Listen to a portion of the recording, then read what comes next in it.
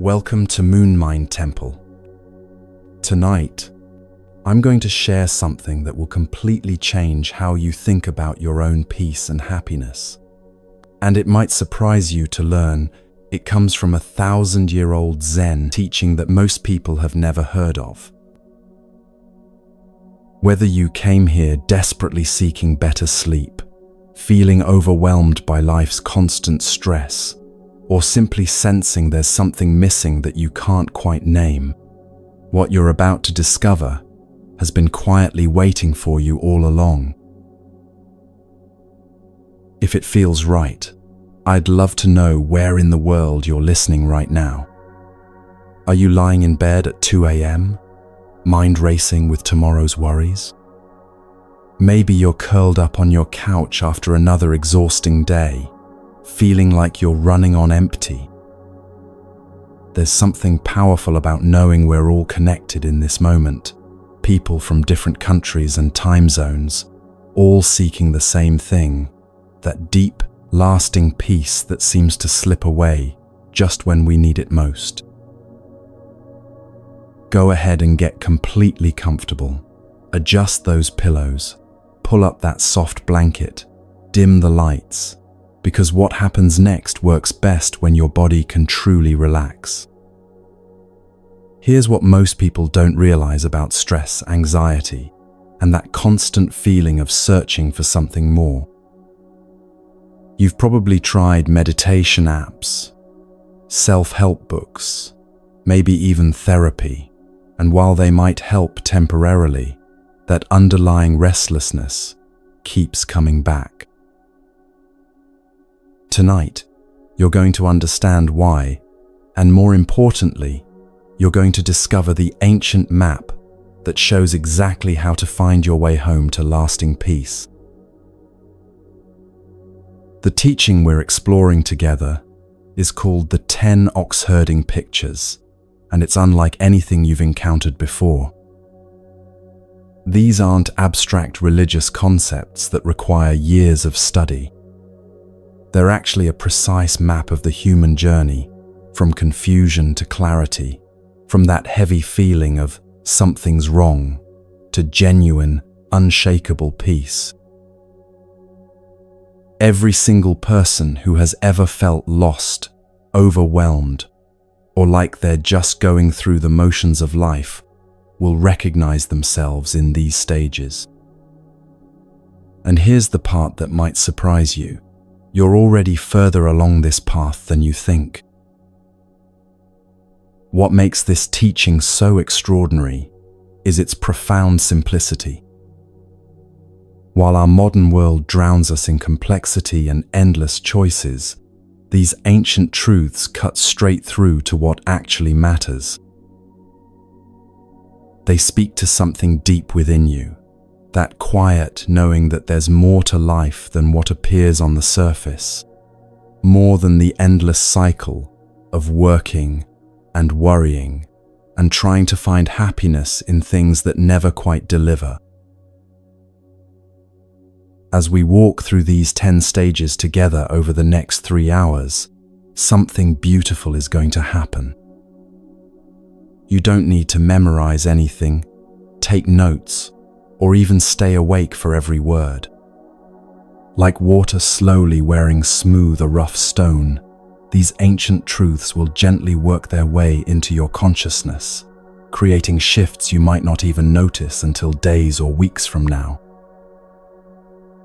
The story unfolds through the metaphor of an ox and an ox herder, and this isn't just poetic imagery, it's a brilliant psychological map. In ancient times, oxen were precious animals, strong and essential for survival, but also wild and difficult to manage. In our story, the ox represents something you might not even believe exists right now, your true, peaceful nature. That calm, wise, naturally content part of you that's been buried under years of stress, expectations, and the constant noise of modern life. The ox herder is your everyday mind, the part that's been working so incredibly hard to find happiness, that worries about tomorrow and replays yesterday, that's been searching everywhere except the one place where peace actually lives.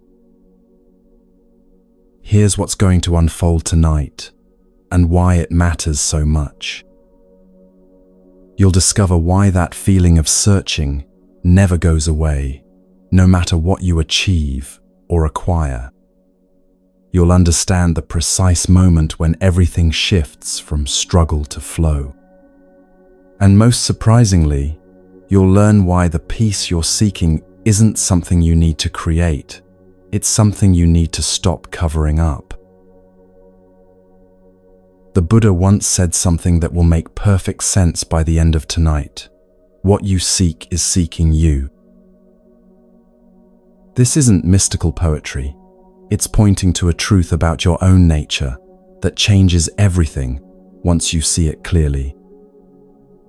Our journey begins not in some distant monastery, but exactly where you are right now, in the everyday world where we all live and struggle and wonder if there's really a way out of the endless cycle of stress and searching.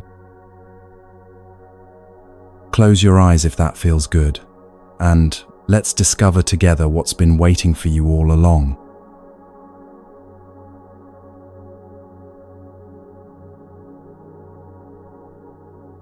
Our first stage opens with a scene that might feel achingly familiar. Picture yourself standing in a vast pasture, surrounded by tall grass that seems to stretch endlessly in every direction. The sun is setting, casting long shadows across the land, and there's a person there. Let's call them the seeker, because that's exactly what they are, and what you are, and what we all are, in our deepest moments of honesty. This person stands there experiencing something that millions of us know all too well, something our busy culture teaches us to avoid at all costs. They feel completely, utterly lost. But this isn't the kind of lost you feel when you take a wrong turn driving home from work. This isn't even the disorientation you might feel in a new city without your phone's GPS. This is something much deeper, much more unsettling, and paradoxically much more sacred. This is the kind of loss that comes when you suddenly realize that the life you've been living, the goals you've been chasing, the things you thought would make you happy, none of it is working the way you expected. The seeker in our story has been pushing aside tall grasses for what feels like forever, searching desperately for something. Here's what makes this so relatable. They don't even know exactly what they're looking for. They just know with absolute certainty that something crucial is missing. Their strength is failing, their energy completely exhausted. They followed so many paths that led nowhere, climbed so many mountains that revealed only more mountains stretching endlessly beyond. Does this sound familiar? Maybe you've felt this way after achieving something you worked years for, only to discover that the satisfaction lasted about as long as a good meal. Maybe it hit you during a quiet moment, when you realized you'd been running so fast toward goals that you forgot to ask whether they were actually taking you where you wanted to go. Or perhaps it crept up slowly, like a persistent question you kept pushing away. Is this really it? In our modern world, this feeling shows up in countless ways. You might recognize it as the Sunday night anxiety that no amount of weekend relaxation seems to cure. It's the feeling of scrolling through social media for the 100th time today, looking for something that isn't there. It's lying awake at 3 a.m. wondering why you feel so empty, despite having everything you thought you wanted. It's the realization that you've been solving the same problems over and over, but the deeper problem, the one underneath all the others, never seems to get addressed.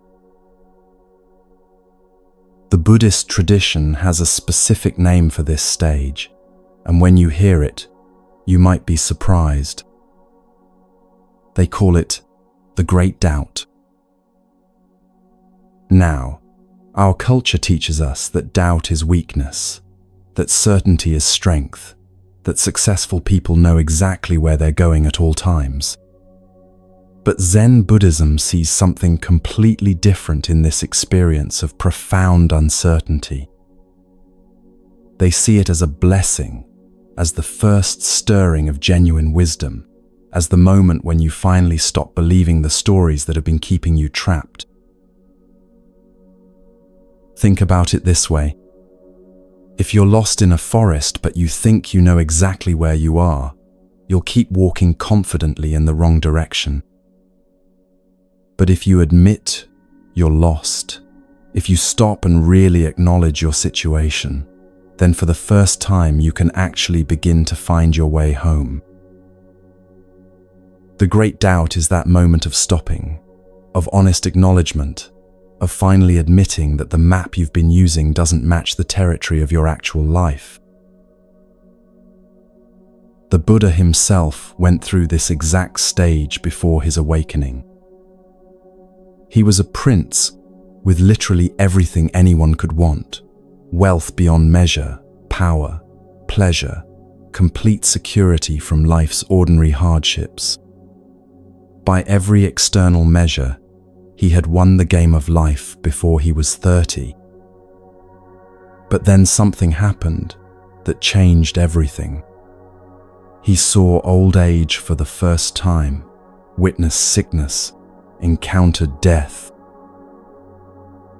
Suddenly, all his privileges felt like beautiful decorations on a house that was slowly collapsing. He realized that no amount of wealth or power could protect him from the fundamental challenges that touch every human life. That realization launched him into his own version of standing in the tall grass, searching for something he couldn't name. He tried extreme asceticism, nearly starving himself to death. He studied with the greatest teachers of his time.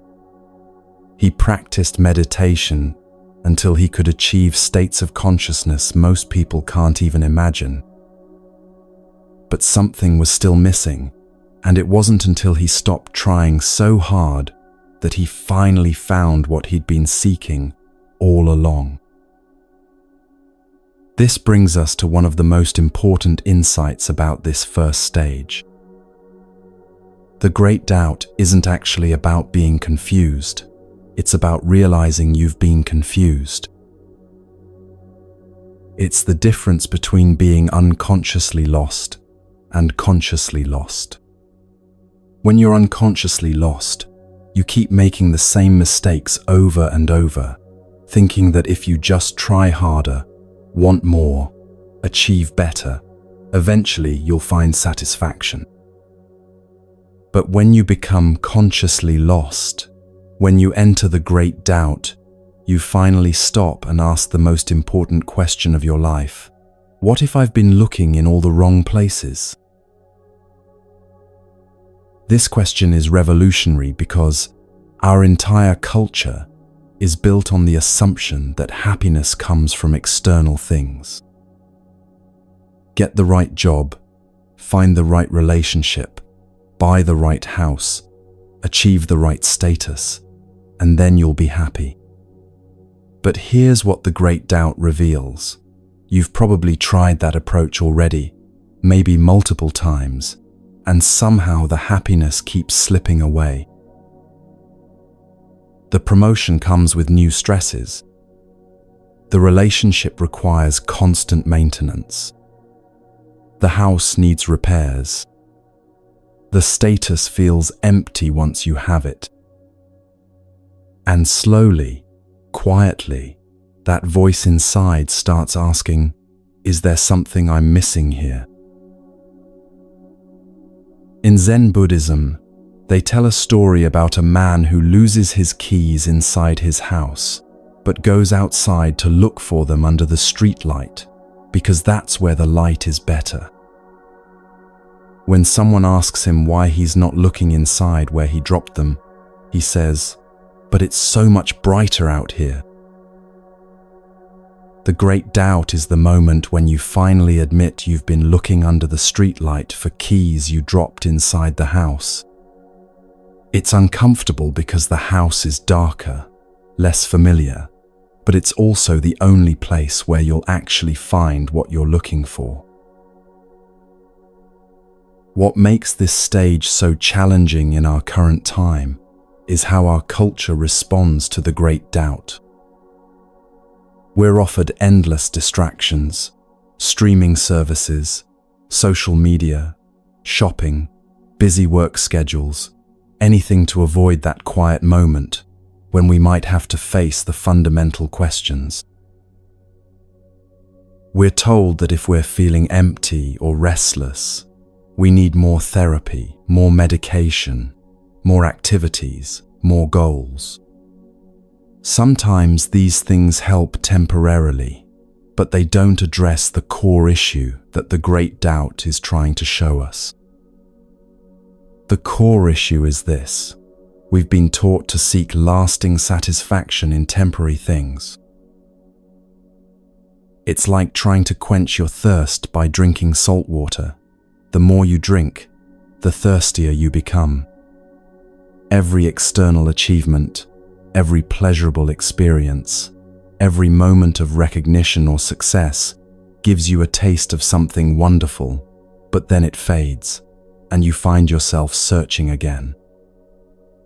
The great doubt is your inner wisdom finally saying, maybe the problem isn't that I'm not getting enough salt water. Maybe the problem is that I'm trying to satisfy a deep thirst with something that can't actually satisfy it. But here's where this teaching becomes truly beautiful and hopeful.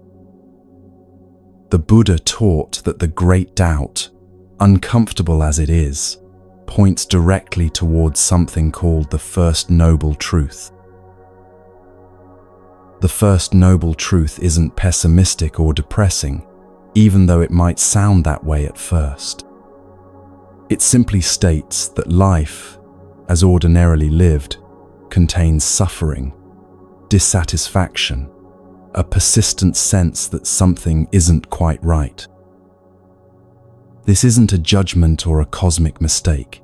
It's just an accurate description of what happens when we try to find lasting happiness in temporary things. The beauty of recognizing this truth is that it stops you from thinking you're doing something wrong personally. You're not broken, you're not failing at life, you're not uniquely damaged or inadequate. You're simply experiencing what every human experiences when they try to satisfy infinite longing with finite things. It's like trying to fill up the ocean with a garden hose. The problem isn't with your technique, it's with the fundamental approach. Many people spend their entire lives never reaching this stage of recognition. They stay submerged in what Zen calls the life of the herd, mistaking conformity and busyness for genuine satisfaction. They keep trying different variations of the same basic strategy: achieve more, acquire more, experience more, and somehow happiness will finally stick. But you, sitting here listening to this right now, have already moved beyond that. The very fact that you're seeking something deeper, that you're willing to spend 3 hours exploring ancient wisdom, means you've already entered the great doubt. You've already begun to question whether the conventional approach to happiness actually works. This might feel scary at first, like standing at the edge of a vast ocean when you're not sure you know how to swim. The familiar shore of trying to solve your problems through external means might seem safer, even if it hasn't been working. But here's what the tradition promises.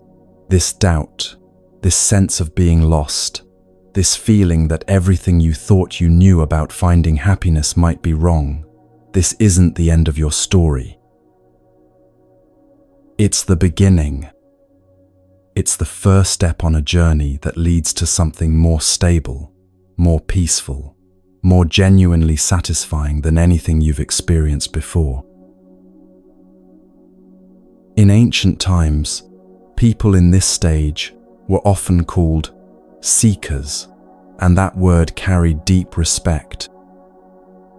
To be a seeker meant you had the courage to acknowledge that surface-level solutions weren't enough for you. It meant you were willing to question not just your circumstances, but your fundamental assumptions about how life works. It meant you had enough inner honesty to admit when something wasn't working, even if that something was your entire approach to finding happiness.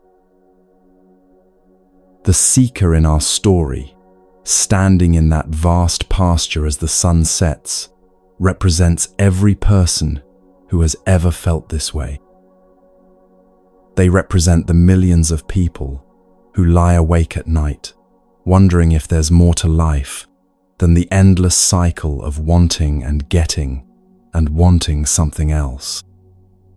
They represent everyone who has achieved their goals, only to find themselves asking, "Now what?" They represent you in your most honest moments, when you stop pretending that everything is fine and admit that you're searching for something you can't quite name. But here's the profound truth that makes this stage not just bearable, but actually hopeful. The very capacity to feel lost in this way is actually a sign of something extraordinary within you. Animals don't experience existential doubt. They eat when they're hungry, sleep when they're tired, mate when it's time, and they seem perfectly content with that. The fact that you can feel unsatisfied even when your basic needs are met, the fact that you can sense there's something more to existence than just survival and pleasure, this isn't a flaw. It's evidence of a deeper intelligence within you, a wisdom that knows you're capable of something greater than just going through the motions of life. As we close this first stage, take a moment to appreciate where you are right now. If you're feeling that sense of searching, that gentle or not so gentle dissatisfaction with how things have been going, if you're questioning whether the path you've been on is really taking you where you want to go, honor that feeling. Don't try to talk yourself out of it or distract yourself from it. That feeling is your inner wisdom speaking, and it's preparing to show you something beautiful. The seeker in our story doesn't know it yet, but their time of aimless wandering is about to change. Something is stirring, something that will give their search direction and hope. And the same is true for you. The great doubt isn't the end of your journey. It's the moment when your real journey finally begins.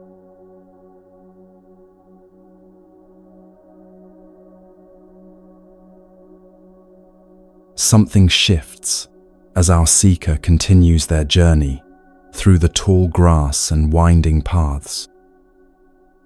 The despair and confusion of that first stage begins to crack open, like the first thin line of light appearing on the horizon before dawn. They're walking along a riverbank now, the water flowing gently beside them, and suddenly they stop. There, pressed into the soft earth beneath the trees, clear as day, are footprints. Not just any footprints, these are different, purposeful, heading in a specific direction. The seeker kneels down and traces the outline with their finger, and for the first time in what feels like forever, something inside them leaps with recognition. Someone else has been here. Someone else has walked this path before. Most importantly, someone else was heading somewhere specific, with intention, with direction. This moment represents one of the most crucial turning points in any person's spiritual journey, and you've probably experienced it yourself without even realizing it. Maybe it happened when you read a book that seemed to understand exactly what you were going through, as if the author had somehow been inside your mind. Maybe it was a conversation with a friend who casually mentioned something that struck you like lightning, not because it was complex or dramatic, but because it was so simple and true that you wondered how you'd never seen it before. Or perhaps it was a moment in nature when the ordinary world suddenly seemed to crack open and show you something vast and peaceful underneath.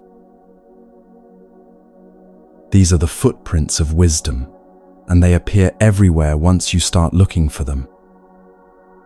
They're in the poetry that makes you stop reading and stare out the window for 10 minutes, trying to absorb what you just encountered.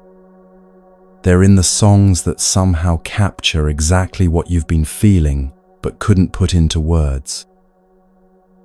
They're in those random moments when a stranger's kindness touches something deep in your heart, or when you witness something beautiful that reminds you there's still goodness in the world. The original Zen poem describes finding these traces even under fragrant grass, even in the most remote mountains. What this means is that once you've entered the great doubt, once you've admitted you're lost and need a different kind of guidance, the signs start appearing everywhere. It's not that they weren't there before, it's that you weren't looking for them. You were too busy trying to figure everything out on your own, too convinced that if you just worked harder or wanted things more intensely, you'd eventually find your way. But now, something has changed. The frustration and exhaustion of the first stage has made you humble enough to consider that maybe, just maybe, you don't have to figure this out alone. Maybe there are people who have walked this path before, who have felt exactly what you're feeling, who have found their way through the confusion to something real and lasting. Maybe their footprints are still visible, if you know how to look. In Buddhist teaching, this stage corresponds to what's called the third noble truth. Remember, the first noble truth was recognizing that life as ordinarily lived contains suffering and dissatisfaction.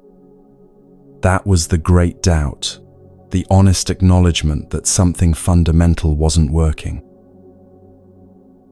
The third noble truth is the recognition that this suffering can actually end. Not just be managed or reduced or medicated, but actually transformed into something else entirely.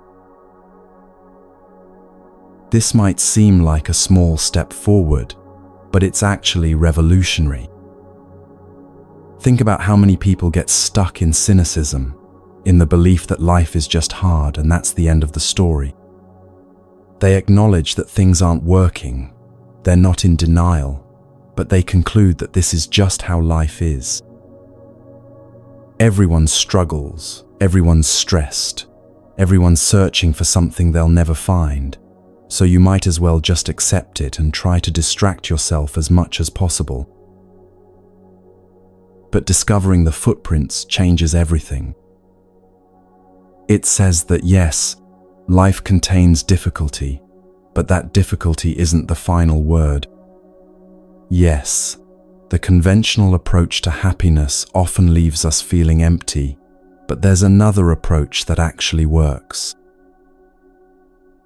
Yes, you might feel lost right now, But you're not the first person to feel this way, and you won't be the first person to find your way home. The footprints appear in the most unexpected places. Sometimes they show up in ancient texts that somehow speak directly to your modern problems. The Buddha lived 500 years ago, yet when he describes the restless mind that jumps from thought to thought like a monkey swinging from branch to branch, you know exactly what he means. Sometimes they appear in the words of contemporary teachers who've learned to speak ancient wisdom in modern language, helping you understand that spiritual practice isn't about escaping from life, but about showing up for it more fully. Art becomes a carrier of these footprints. You're walking through a museum and stop in front of a painting that somehow captures the exact feeling you've been carrying but couldn't express. Or you're listening to music, and there's a melody that seems to come from the same deep place where your longing lives. These aren't coincidences. They're evidence that the same wisdom that exists within you has been recognized and expressed by countless people throughout history. You're not alone in your searching, and you're not the first person to sense that there's something more to existence than what appears on the surface. Nature itself becomes a teacher once you start paying attention. You're walking in the woods, and notice how the trees don't seem to be struggling or striving. They're just being trees, completely themselves, growing toward the light with a kind of effortless purpose. Or you're sitting by the ocean, and something about the rhythm of the waves, their endless coming and going without any sense of urgency or frustration, speaks to a part of you that knows how to live with that same natural flow. These moments don't give you answers exactly, but they give you something even more valuable. The felt sense that peace is possible, that there's a way of being in the world that doesn't require constant effort and anxiety. Sometimes the footprints appear through other people.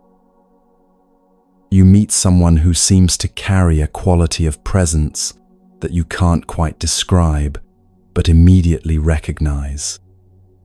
They're not trying to impress you or convince you of anything.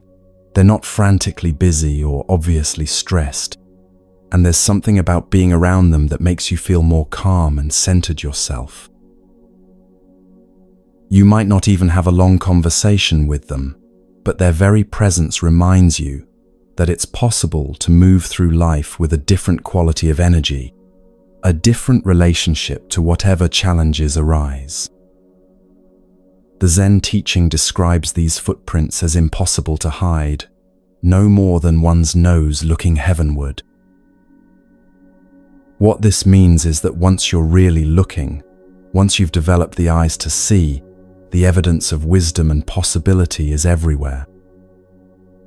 It's as obvious as the nose on your face, as unavoidable as the sky above your head. But here's the key. You have to be actually looking.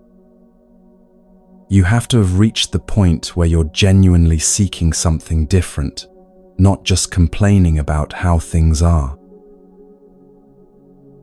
This is where many people get confused about spiritual seeking. They think it means rejecting the ordinary world and going off to live in a cave somewhere. But the footprints appear right here in ordinary life, in the middle of your regular days and normal struggles. You don't have to quit your job or move to a monastery to find them. You just have to start paying attention with a different quality of awareness, looking for signs that peace and wisdom and genuine satisfaction might actually be possible. Dreams become another place where footprints appear. You might have a dream that doesn't make logical sense, but leaves you with a feeling of deep recognition, as if some part of you remembers something your everyday mind has forgotten. Or you might dream about flying, or being in a beautiful place, or meeting someone wise, and wake up with the sense that the dream was pointing towards something real and accessible, not just random brain activity. The psychologist Carl Jung wrote extensively about how the unconscious mind naturally nudges us toward growth and wholeness, sending us symbols and experiences that guide us toward our deeper potential. Synchronicities start happening more frequently. You think about a question that's been bothering you, and then you overhear a conversation on the bus that seems to address it directly. You're struggling with a particular challenge, and then you stumble across an article or podcast that offers exactly the perspective you needed. These meaningful coincidences aren't magic, but they're not random either. They're signs that you're starting to live with more openness and awareness, more receptive to the guidance that's always available when you're genuinely seeking. But here's something crucial to understand about this stage. Finding the footprints gives you hope and direction, but it doesn't immediately solve all your problems. You're still walking along the riverbank, still searching, still dealing with all the ordinary challenges of human life. The difference is that now you have evidence that others have found what you're looking for. You have glimpses of possibility, moments when the clouds part, and you can see that there really is something beyond the confusion and struggle.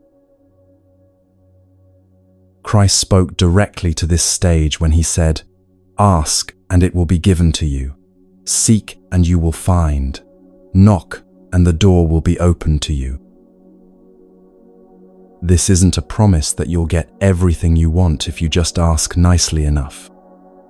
It's pointing to something much deeper, that when you seek with genuine sincerity, when you ask the right questions from a place of real openness, the universe begins to respond. Not always in the way you expect, but always in the way you actually need. The key word here is initiative. You can't just passively wait for wisdom to find you while you continue living exactly as you always have. You have to start actively looking, reading, listening, exploring. You have to be willing to have conversations you wouldn't normally have, try practices you might have dismissed before, pay attention to things you used to ignore. This doesn't mean becoming obsessed or frantically searching. That's just another form of the same restless energy that got you lost in the first place. It means living with a quality of open curiosity, staying alert for the footprints that point towards something deeper. This stage requires both patience and persistence. The footprints don't appear on your schedule or according to your timeline. Sometimes you'll go weeks feeling like you're making no progress at all, and then suddenly something will click into place and you'll understand something that changes how you see everything. Sometimes the guidance comes through sources you would never have expected. A child's innocent comment, a line in a movie, something you notice about how light falls through your window at a particular time of day. What's happening during this stage is that you're developing what spiritual traditions call the eyes to see and ears to hear. You're learning to recognize wisdom and truth wherever they appear, rather than only looking in the places you think they should be. You're becoming more sensitive to the subtle currents of meaning and possibility that flow through ordinary life, but that most people miss because they're too busy or distracted or convinced that only dramatic, obvious things are worth paying attention to. The seeker in our story kneels by those footprints in the soft earth and feels something shift inside them. The aimless wandering isn't over yet, but it's no longer completely aimless. There's a direction now, a sense that they're on a path that leads somewhere real. And perhaps most importantly, there's the profound relief of knowing they're not the first person to walk this way. Others have been here before, others have found what they're looking for, and that knowledge fills them with something they hadn't felt for a long time. Hope. This is where you are now, if you recognize yourself in this stage. The despair and confusion of the great doubt hasn't disappeared entirely, but it's been joined by something new, the growing certainty that there really is a way forward, that the peace and understanding you're seeking isn't just a fantasy or wishful thinking. The footprints are everywhere once you learn to see them, and each one you discover makes you more confident that you're moving in the right direction.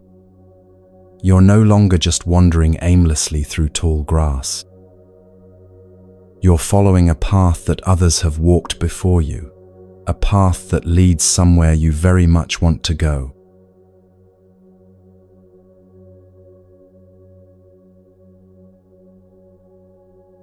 The moment arrives like sunrise after the longest night. Our seeker, having followed those precious footprints for what feels like months or maybe years, suddenly stops walking. The air around them seems different somehow, warmer, more alive, filled with sounds they've never noticed before. A nightingale is singing somewhere nearby, its voice clear and sweet, and for the first time in their entire journey, the seeker's mind becomes completely still. In that stillness, something extraordinary happens. The tall grass parts slightly, and there, massive and beautiful and undeniably real, stands the ox. Not hiding anymore, not a distant hope or theoretical possibility, but right there, breathing, present, looking back at the seeker with eyes that seem both ancient and utterly familiar. This is the moment that changes everything, and if you've been on any kind of spiritual journey, you've probably tasted something like this yourself. Maybe it happened during meditation when your busy mind suddenly became quiet, and you found yourself resting in a space of pure awareness that felt more like home than anywhere you'd ever been. Maybe it occurred in nature when you looked at a sunset or felt the ocean breeze and suddenly understood, without any words or explanations, that you were connected to something vast and loving and eternal. Or perhaps it came during a moment of crisis, when all your usual ways of coping fell away, and you discovered a strength and peace within yourself that you never knew existed. In Zen Buddhism, this experience has a specific name, Kensho. It literally means seeing into one's true nature, and it represents the first direct glimpse of what you really are beneath all the layers of conditioning, worry, and self-doubt. This isn't an intellectual understanding or a belief you adopt. It's a direct recognition, as immediate and undeniable as recognizing your own face in a mirror. Suddenly, you see that the peaceful, wise, naturally content essence you've been searching for everywhere wasn't hiding somewhere else at all. It was always right here, closer than your own breath, more intimate than your own thoughts. The original Zen poem describes this moment beautifully. The sun is warm, the wind is mild, willows are green along the shore. Here no ox can hide. What this means is that when your perception finally becomes clear, when the seeking mind settles into genuine presence, your true nature becomes as obvious as the sun in the sky. It's not that it was ever actually hidden. It's that you were looking in all the wrong directions, trying to find something that was never lost. The commentary goes even deeper. As soon as the six senses merge, the gate is entered. In ordinary consciousness, we experience ourselves as separate from what we're perceiving. There's you, and then there's the world out there. Sounds, sights, sensations, thoughts, all appearing to happen to someone standing apart from them. But in this moment of recognition, that sense of separation dissolves. You realize that the awareness in which all these experiences are appearing isn't separate from them at all. It's like discovering that the space in which clouds appear isn't different from the sky. The clouds and the sky are one seamless reality. This unity is described as being like salt in water, like color in dye stuff. When you dissolve salt in water, you can't point to where the salt ends and the water begins. They become one substance. When dye colors fabric, the color and the cloth aren't two separate things. They're one colored cloth. In the same way, this moment of recognition shows you that your essential nature and your immediate experience aren't two different things. They're one seamless awareness, one undivided reality expressing itself as everything you see, hear, feel, and know. But here's where this teaching becomes both profound and practical for modern life. This recognition doesn't happen in some special spiritual realm, separate from your ordinary existence. It happens right here, right now, in the middle of whatever you're experiencing. You might be sitting in traffic when suddenly the frustration drops away, and you see that even this moment, even this ordinary Tuesday afternoon annoyance, is appearing in the same perfect awareness that contains everything else.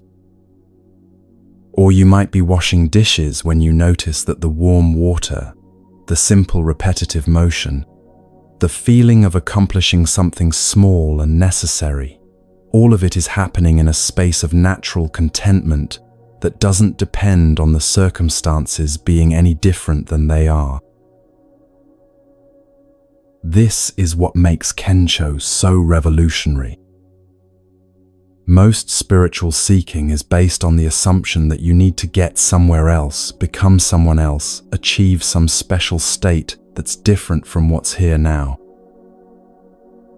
But this moment of direct recognition shows you that what you've been seeking has been present all along, hidden not by its absence, but by its very intimacy.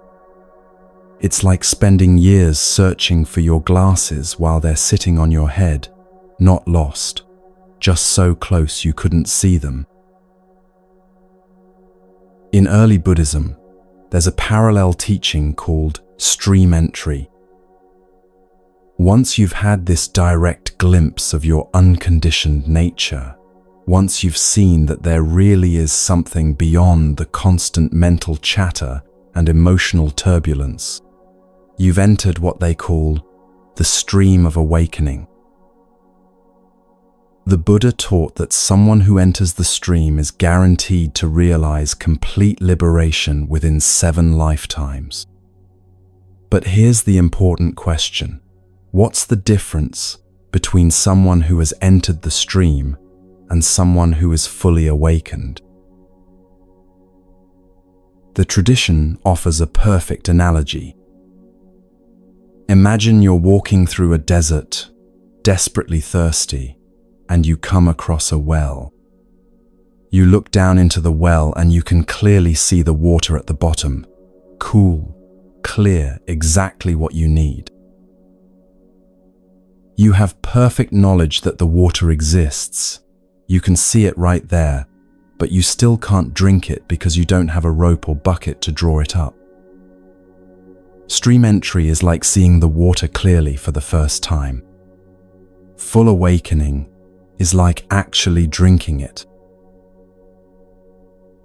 This analogy helps explain something that confuses many people about spiritual experience. You can have a profound moment of recognition, a clear glimpse of your true nature, and then find yourself an hour later feeling frustrated or anxious, or caught up in the same old patterns that have always troubled you. This doesn't mean the recognition was false, or that you're somehow failing spiritually. It just means you've seen the water, but haven't yet learned how to consistently access it. You've had the glimpse, but you haven't yet developed the rope and bucket, the understanding and skills that allow you to live from that recognition consistently. This is why the Zen map shows that perceiving the ox is only the 3rd stage out of 10.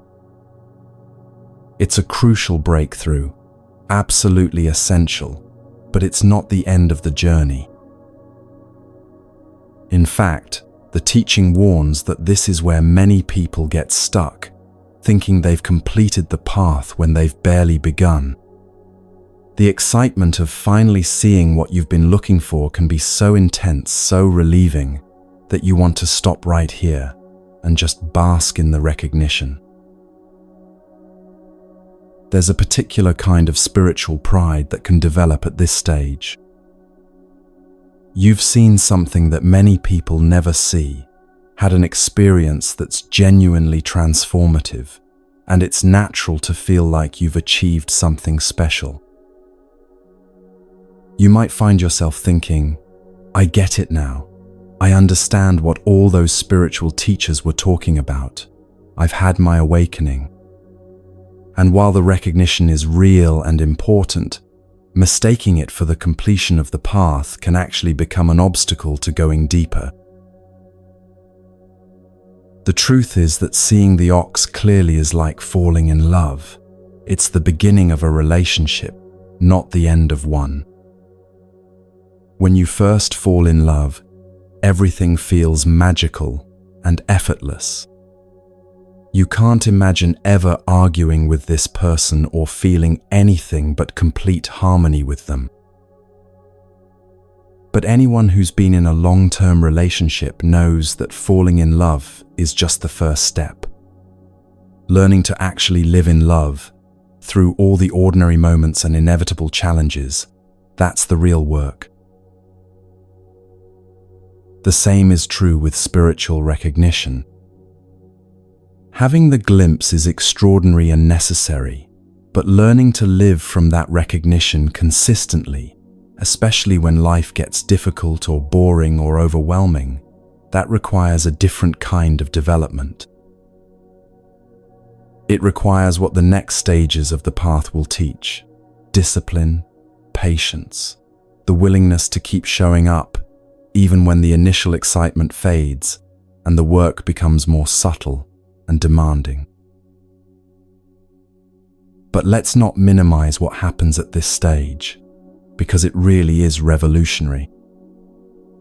For perhaps the first time in your life, you taste what it's like to be completely present without needing anything to be different. You experience a kind of contentment that doesn't depend on your circumstances, a peace that isn't the opposite of conflict but something deeper that can hold all experiences without being disturbed by any of them. You discover that your essential nature isn't small or limited or damaged, but vast and naturally wise and infinitely compassionate. This recognition often comes with what people describe as a profound sense of coming home. Not home to a place, but home to yourself, to who you really are beneath all the roles and identities and stories you've been carrying. It's like taking off shoes that have been too tight for so long that you forgot what it felt like to walk comfortably. Suddenly you remember what ease feels like, what it's like to move through life without constantly bracing against experience. Many people report that colors seem brighter after this recognition, that music sounds richer, that food tastes more vivid. This isn't because the external world has changed, but because you're perceiving it from a place of natural aliveness that isn't filtered through the constant mental commentary about whether you like or dislike what's happening. You're experiencing life directly, immediately, the way a child experiences ice cream on a summer day, completely absorbed, completely present, without any part of you standing apart and analyzing the experience. The teaching says that what artist can draw that massive head, those majestic horns? This points to something crucial about this stage. The recognition itself is beyond description, beyond the reach of concepts and words. You can talk about it, you can point toward it, you can share what the experience was like, but the reality itself can never be captured in language. It's like trying to paint the taste of chocolate or write a song about the color blue. The most beautiful art and poetry and music can evoke something similar, can remind you of the recognition, but they can never contain it. This is why spiritual traditions often seem to speak in paradoxes and contradictions. How do you describe something that's simultaneously the most obvious thing in the world and completely beyond ordinary understanding? How do you point to something that's more intimate than your own thoughts but also more vast than the universe? The only way is through metaphor, through poetry, through stories like the one we're exploring together right now. The ox, the seeking, the footprints, none of these are literal descriptions, but they point towards something that can be recognized even if it can't be explained. What's particularly beautiful about this stage is how it reframes everything that came before. The confusion and despair of the great doubt suddenly make perfect sense. They were the necessary shaking that loosened your grip on all the things that weren't actually working. The searching and following of footprints wasn't wasted effort. It was the process of becoming humble enough and sincere enough to actually see what was always present. Every wrong turn, every moment of frustration, every time you thought you were getting nowhere, all of it was part of the journey that led you to this moment of recognition. And here's something that might surprise you about this stage. Often, the moment of seeing the ox isn't dramatic or mystical in the way you might expect. You might be sitting quietly and simply notice that the sense of seeking has dropped away, replaced by a quality of being that feels both completely new and utterly familiar. Or you might be doing something completely ordinary, making coffee, walking the dog, having a conversation, when you suddenly realize that what you've been looking for everywhere else has been present in this simple moment all along. The recognition often comes with a gentle laugh, the kind of laugh you might have when you find your car keys in your pocket after searching the whole house for them. Of course, you think, how could I have missed something so obvious? But then you realize that you couldn't have seen it before because you weren't ready. All that searching, all that confusion, all that effort, it wasn't a mistake. It was exactly what was needed to bring you to the point where you could finally stop looking long enough to see what was already here. As this third stage comes to a close, our seeker stands in the meadow, finally face to face with what they've been seeking all along. The ox is magnificent, peaceful, clearly visible, no longer hiding behind the tall grass or distant mountains. But as the seeker reaches out to touch this beautiful creature, the ox steps back slightly, and the seeker realizes something important. Seeing is one thing. Catching is going to be something else entirely.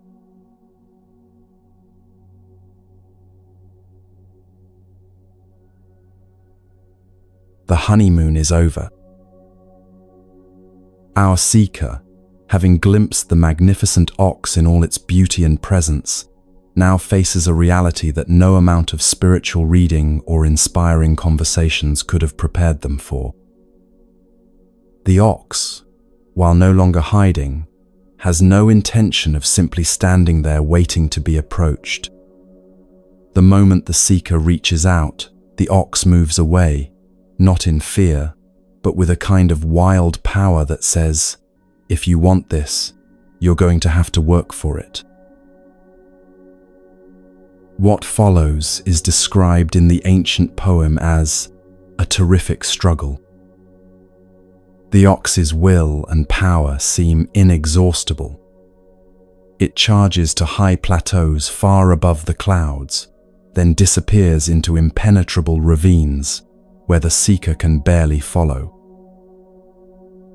Just when you think you've gotten close, just when you feel like you're making progress, the ox bounds away again, leaving you exhausted and wondering if you'll ever be able to bridge the gap between seeing and actually living from what you've seen. If you've ever tried to establish a meditation practice, you know exactly what this feels like. Maybe you had a beautiful experience during your first few sits, a taste of that natural peace and presence you glimpsed in the third stage. But then you try to recreate it the next day, and instead of peace, you find your mind more restless than ever. Instead of clarity, you encounter what feels like a hurricane of thoughts, emotions, and physical discomfort. The ox that seemed so accessible yesterday now feels impossibly distant, and you begin to wonder if that initial glimpse was just a fluke. Or perhaps you've experienced this struggle in trying to bring spiritual understanding into your daily relationships. In moments of quiet reflection, it's easy to feel compassionate toward everyone, to see clearly how your reactions create unnecessary suffering. But then someone cuts you off in traffic, or your partner leaves dishes in the sink again, or your boss sends that passive-aggressive email, and suddenly all your spiritual insights seem to evaporate.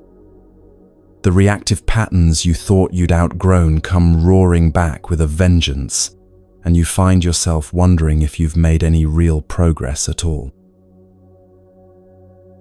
This stage represents one of the most challenging aspects of any genuine spiritual path, and it's where many people either give up entirely or get stuck in a cycle of endless seeking without ever committing to the actual work.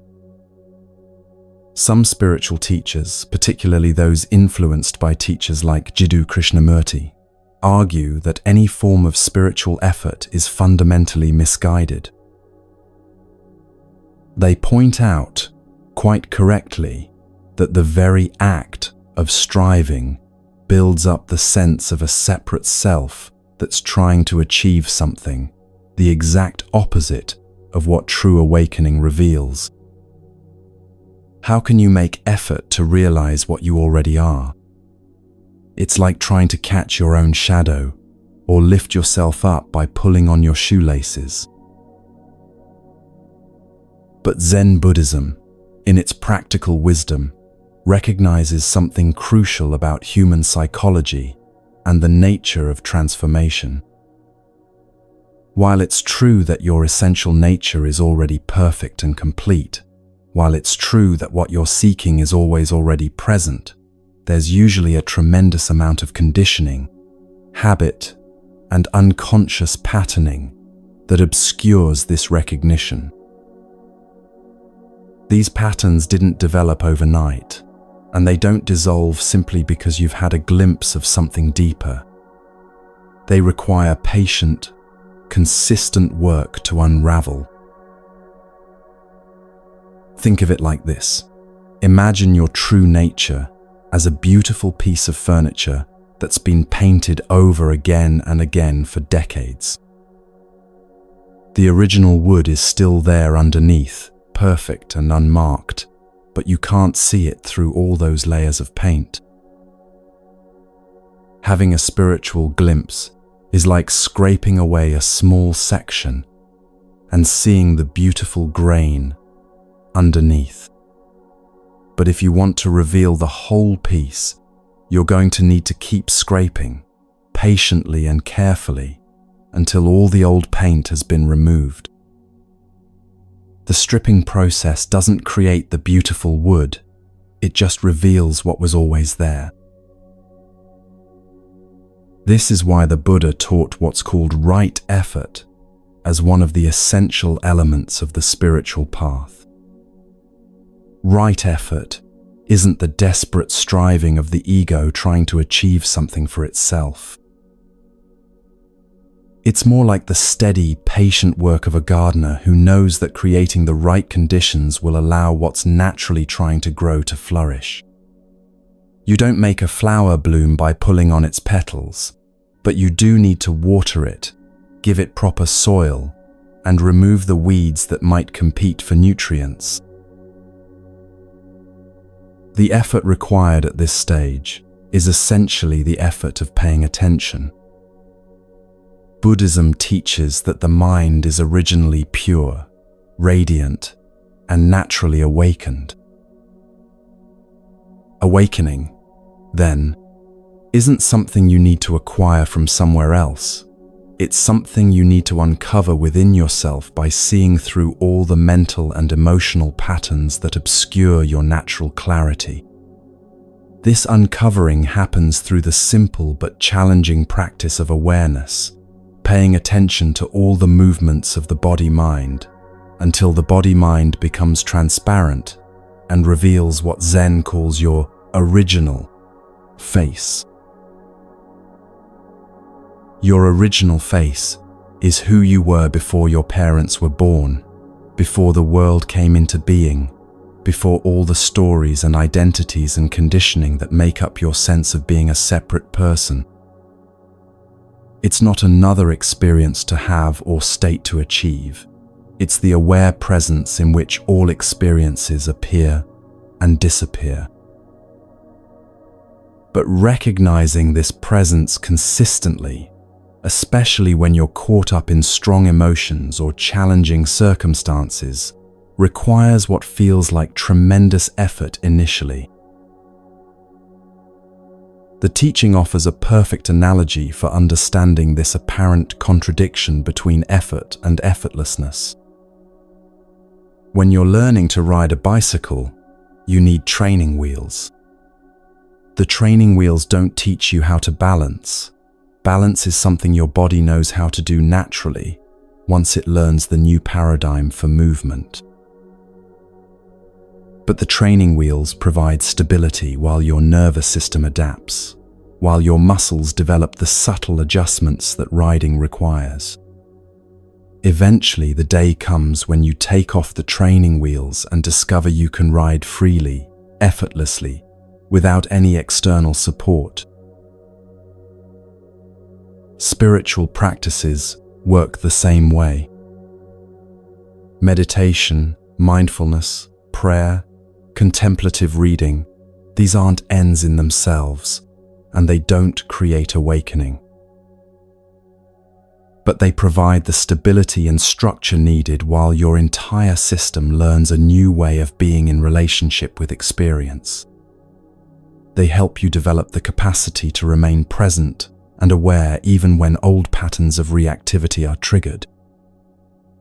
They train your attention to rest in awareness itself, rather than getting completely absorbed in whatever content is arising within awareness. The struggle described in this stage isn't the struggle of trying to become something you're not. It's the struggle of learning to stop being what you never were in the first place. Every time you catch yourself lost in worry about the future, you gently return attention to the present moment. Every time you notice yourself judging someone else, you pause and reconnect with the awareness that sees the judgment without being caught up in it. Every time you feel yourself contracting around difficult emotions, you practice softening and making space for whatever is arising. This process can feel frustrating because it seems like you're taking one step forward and two steps back.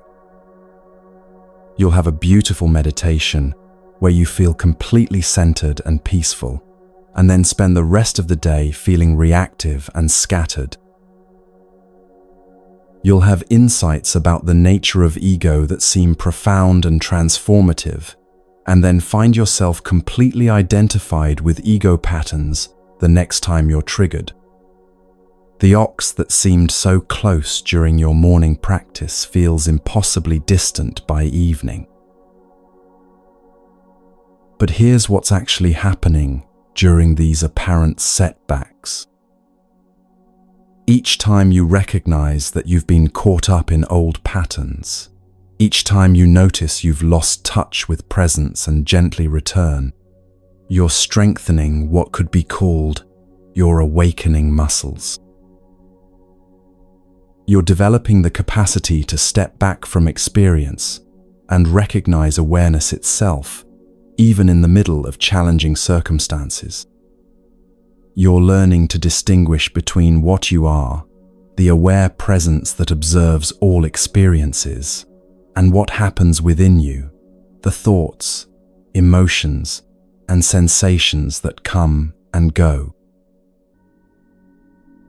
This distinction is crucial because most of our suffering comes from identifying completely with whatever is happening in our experience. When anger arises, we think, "I am angry," rather than "anger is arising in awareness." When sadness appears, we believe, "I am sad," rather than "sadness is present, but I am the awareness in which sadness appears." When anxiety shows up, we contract into "I am anxious," rather than remaining spacious as the awareness that can hold anxiety without being disturbed by it. The training that happens in this stage gradually shifts this identification. Instead of being completely absorbed in the content of experience, you begin to recognize yourself as the context in which all content appears. Instead of being the character in the movie of your life, you begin to recognize yourself as the screen on which the movie plays, present for every scene, but never damaged by any of them. This shift doesn't happen overnight, and it doesn't happen through understanding it intellectually. It happens through the patient, repeated practice of recognizing awareness in the midst of whatever is arising.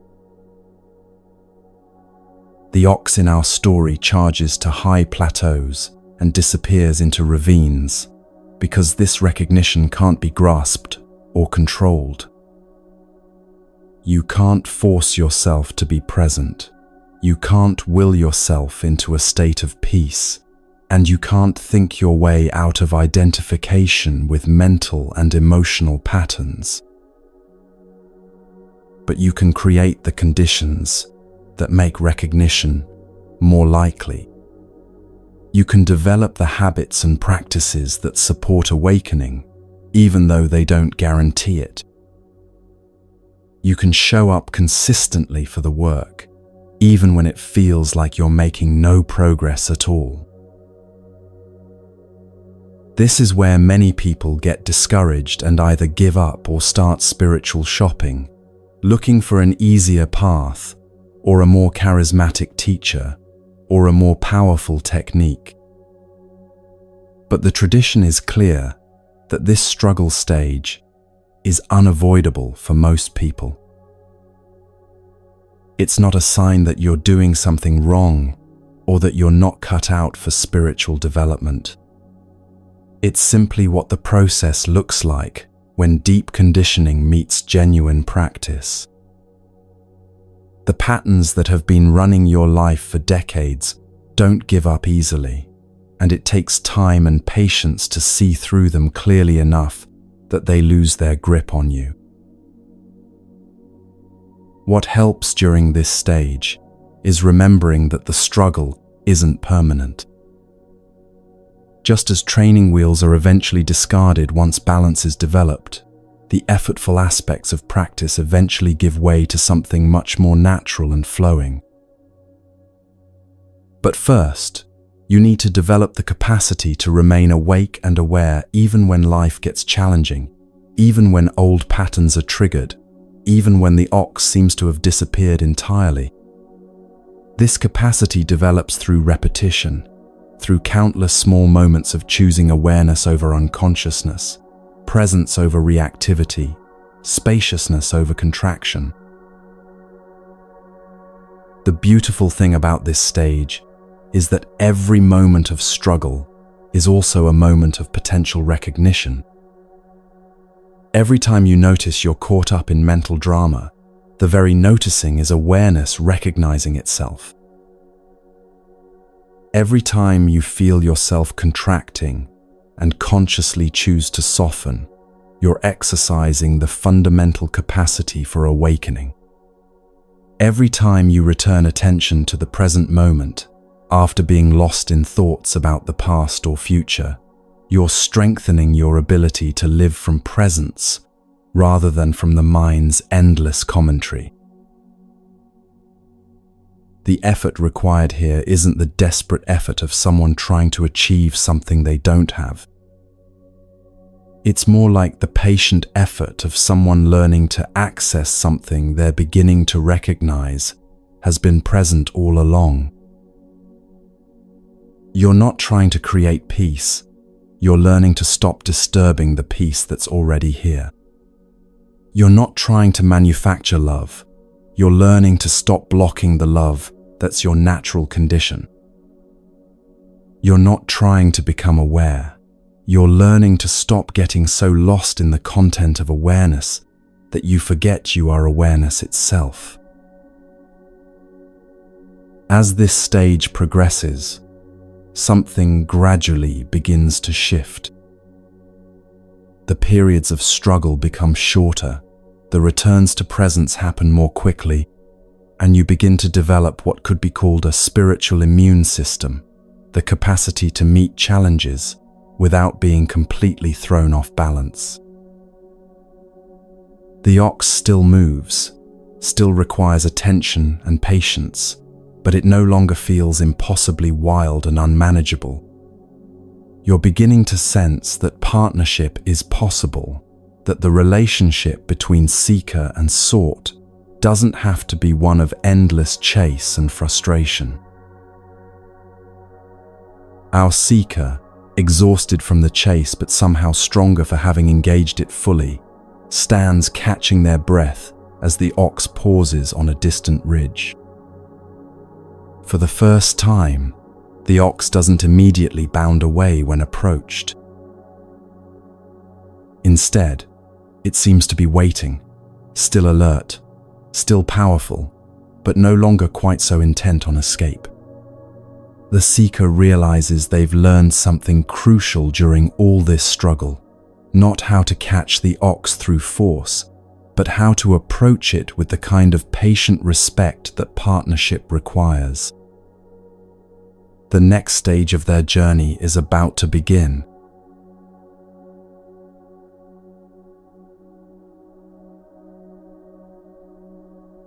something beautiful begins to emerge as the chase gradually transforms into partnership. Our seeker, no longer exhausted from constant pursuit, finds themselves walking alongside the ox instead of always running behind it. The whip and rope are still there, still necessary sometimes when old patterns of distraction or reactivity threaten to pull them off course, but they're held lightly now, almost casually. The ox has become what the ancient poem calls naturally gentle, and for the first time in this entire journey, the seeker can actually turn their back without constantly worrying that their practice will disappear the moment they stop paying attention. If you've been meditating for a while, or working with any kind of spiritual practice consistently, you might recognize this shift. There was probably a time when sitting still for even 10 minutes felt like wrestling with a wild animal, your mind jumping from thought to thought, your body fidgeting with discomfort, every moment requiring tremendous effort just to stay present. But gradually, almost without you noticing, something shifted. The same practice that once felt like forcing yourself to do something unnatural began to feel more like coming home. Instead of having to fight for every moment of presence, you found yourself naturally settling into awareness, the way a tired person settles into a comfortable chair. This stage represents what spiritual traditions call effortless effort, a paradox that can only be understood through direct experience. The disciplines and practices that once required such determination and willpower begin to feel like natural expressions of who you're becoming. Meditation stops being something you force yourself to do and becomes something you look forward to, like taking a refreshing shower after a long day. Mindfulness throughout the day stops being a constant struggle to remember and becomes more like breathing, happening naturally, without constant conscious control. In Buddhist teaching, this shift represents the development of what's called right mindfulness, not the effortful monitoring of every thought and sensation, but a natural quality of presence that remains stable without constant maintenance. It's like the difference between learning to balance on a bicycle and actually riding one. In the learning phase, you have to think about every tiny adjustment, consciously correcting each wobble, completely focused on not falling over. But once balance becomes natural, you can ride while having a conversation, enjoying the scenery, or thinking about something completely unrelated. The balance maintains itself through a kind of embodied wisdom that operates below the level of conscious thought. What's particularly beautiful about this stage is how it affects your relationship with difficult emotions and challenging circumstances. In the earlier stages, when anger or sadness or anxiety arose, it felt like being attacked by a wild animal. You either had to fight it off or get completely overwhelmed by it. But now, these same experiences begin to feel more like weather patterns moving through the vast sky of awareness. They're still present, sometimes still intense, but they no longer threaten to completely destabilize your sense of inner peace. You've developed what could be called emotional spaciousness, the capacity to feel whatever arises without being consumed by it. This doesn't mean you become emotionally numb or detached from life. In fact, the opposite often happens. You become more sensitive, more responsive, more genuinely empathetic, because you're no longer defending yourself against the fullness of human experience. When someone you care about is suffering, you can be completely present with their pain without getting lost in anxiety about how to fix it or fear that their suffering will overwhelm you. When you're going through your own difficult time, you can acknowledge the pain fully while maintaining connection to the deeper peace that remains untouched by whatever is happening on the surface. The image of turning your back to the ox captures something profound about this stage of development.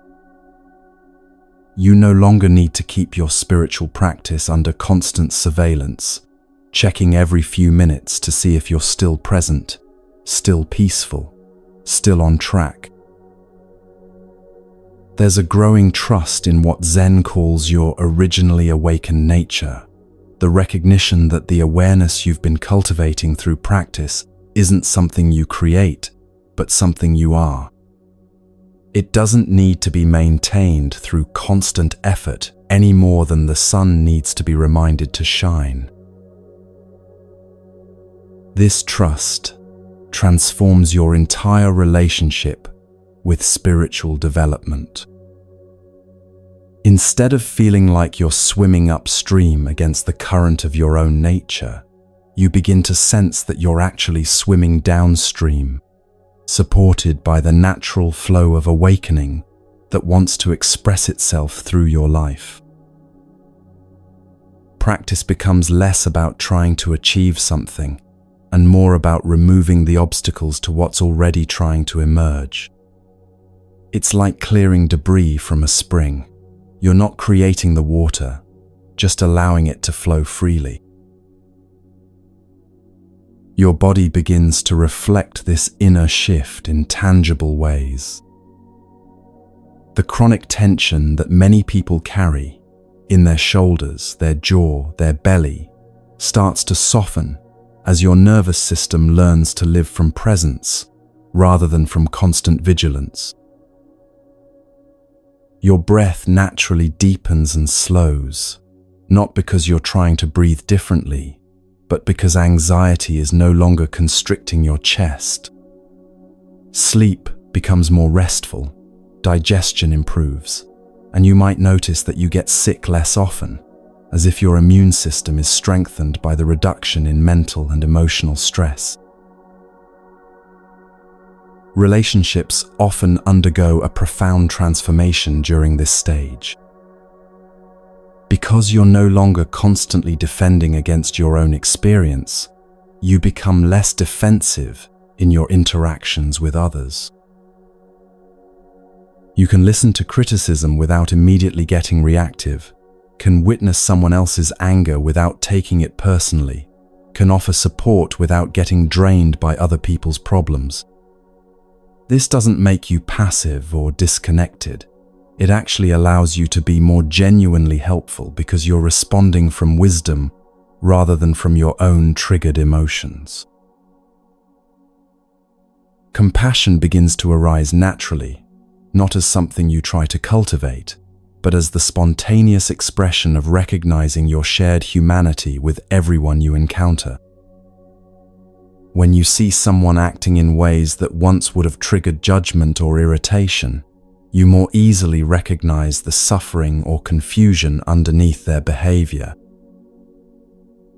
This doesn't mean you become a pushover or stop having boundaries, but your boundaries come from clarity rather than from defensiveness, and your responses come from love rather than from fear. The ancient poem mentions that while the rope is now loose and the ox tame, the tools of practice are still present. This points to something important about this stage. Spiritual maturity doesn't mean abandoning the practices that got you here. You still meditate, but it feels more like drinking water when you're thirsty than like taking medicine when you're sick. You still pay attention to your thoughts and emotions, but it's more like tending a garden you love than like monitoring a security system. You still make conscious choices about how to respond to challenging situations, but these choices arise from wisdom rather than from effortful self-control. However, this stage comes with its own particular temptation and potential pitfall. Because life has become so much easier, because practice now feels natural rather than forced, because you've found a sustainable way to live with much greater peace and presence, it's easy to assume you've reached the end of the spiritual path. After all, you're no longer struggling, you're no longer seeking desperately for something you don't have, and you've found a way to remain centered, even in the middle of life's ordinary challenges. What more could there be? The teaching is clear that this assumption, understandable as it is, represents a subtle form of spiritual materialism. As long as you're maintaining a relationship with your awakened nature, as long as there's still a sense of you who has achieved some level of spiritual development, there's still a fundamental duality at play. You've become a very skilled practitioner, but you're still practicing, still maintaining some distance between the seeker and what's being sought, still managing your spiritual life rather than simply being it. Think of it like learning to play a musical instrument. In the beginning, every note requires conscious effort and attention. Your fingers don't know where to go, your timing is off, and you have to think about every single movement. But gradually, with practice, playing becomes more natural and flowing. You can play familiar pieces without having to think about where to put your fingers, and you can even have conversations while you play simple songs. This is a wonderful achievement, and it represents real skill and development. But there's still a difference between being a skilled player and becoming music itself. There's still a subtle separation between the musician and the music, still a sense of someone who is playing, rather than simply being the spontaneous expression of musical creativity. The next stages of the path point toward an even more profound integration, where the boundary between the practitioner and the practice dissolves entirely. This doesn't diminish the beauty and importance of this fifth stage. The relief of no longer having to struggle constantly, the joy of discovering that spiritual development can feel natural and sustainable, the peace that comes from trusting your own awakened nature, these are genuine gifts that transform your life in countless ways. Many people live their entire lives without ever tasting this kind of integrated presence, and reaching this stage represents a profound accomplishment. But the path has its own momentum, and once you've tasted this level of ease and flow, something within you begins to sense that even this refined state of being contains a subtle limitation. It's not that anything is wrong with where you are. It's more like sensing that there are deeper layers of freedom and authenticity waiting to be discovered. The very success of your practice begins to reveal new possibilities you couldn't have imagined when you were still struggling to catch the ox. As this stage reaches its natural completion, our seeker sits peacefully beside the ox in a beautiful meadow, feeling more content and at ease than they've ever felt in their entire life. The sun is warm, the grass is soft, and for the first time since the journey began, there's no sense of urgency or striving. But as they rest there in perfect harmony with their practice, a subtle question begins to arise in the depths of their being. Is this partnership with awakening the deepest truth, or is there something even more intimate waiting to be discovered? The ox seems to sense this question too, and slowly, gently, begins to move toward home.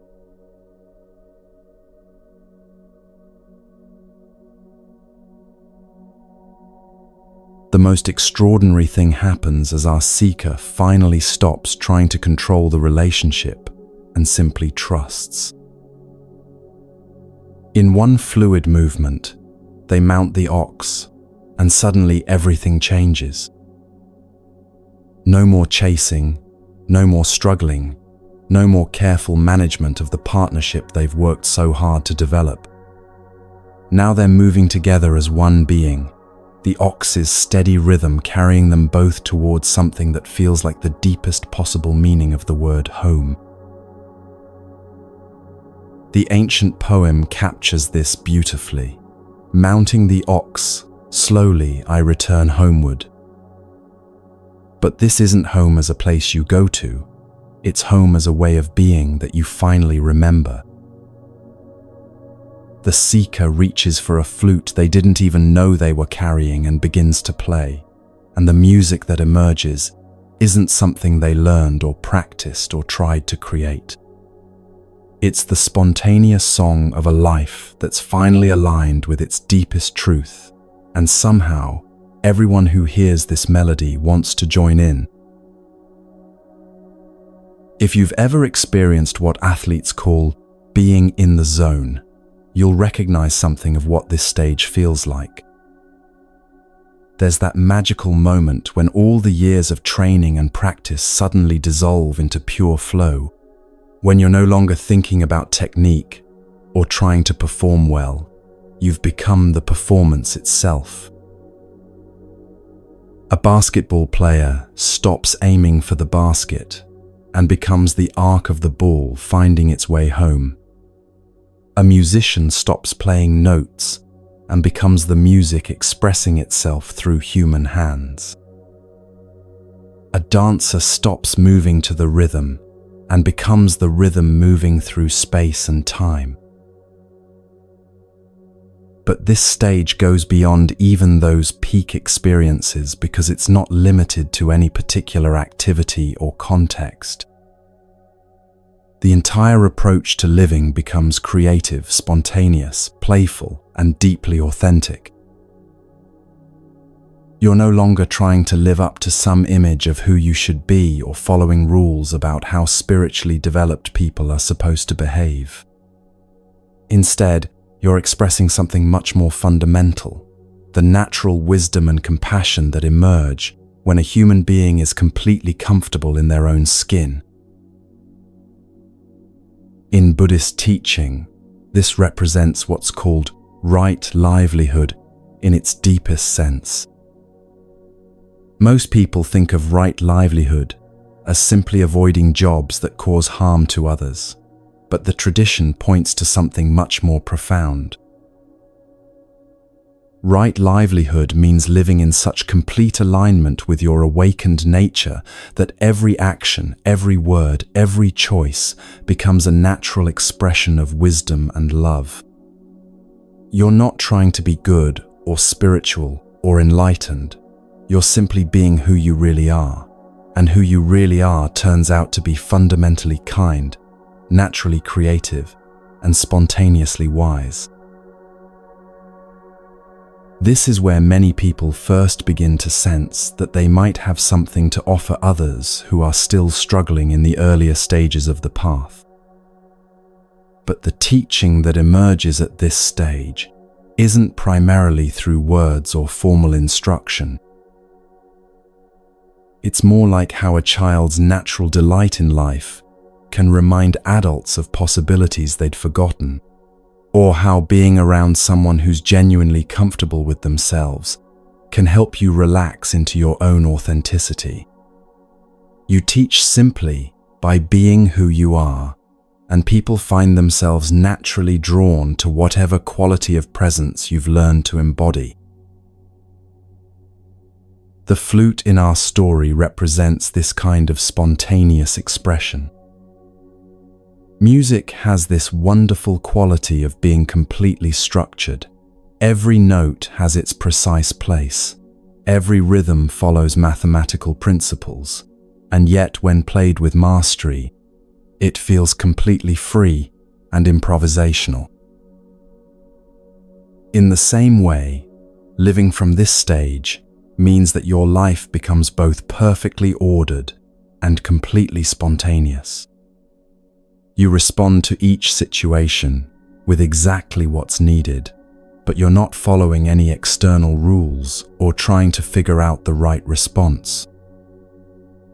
The response simply arises naturally from the deep harmony between your individual expression and the larger rhythm of existence.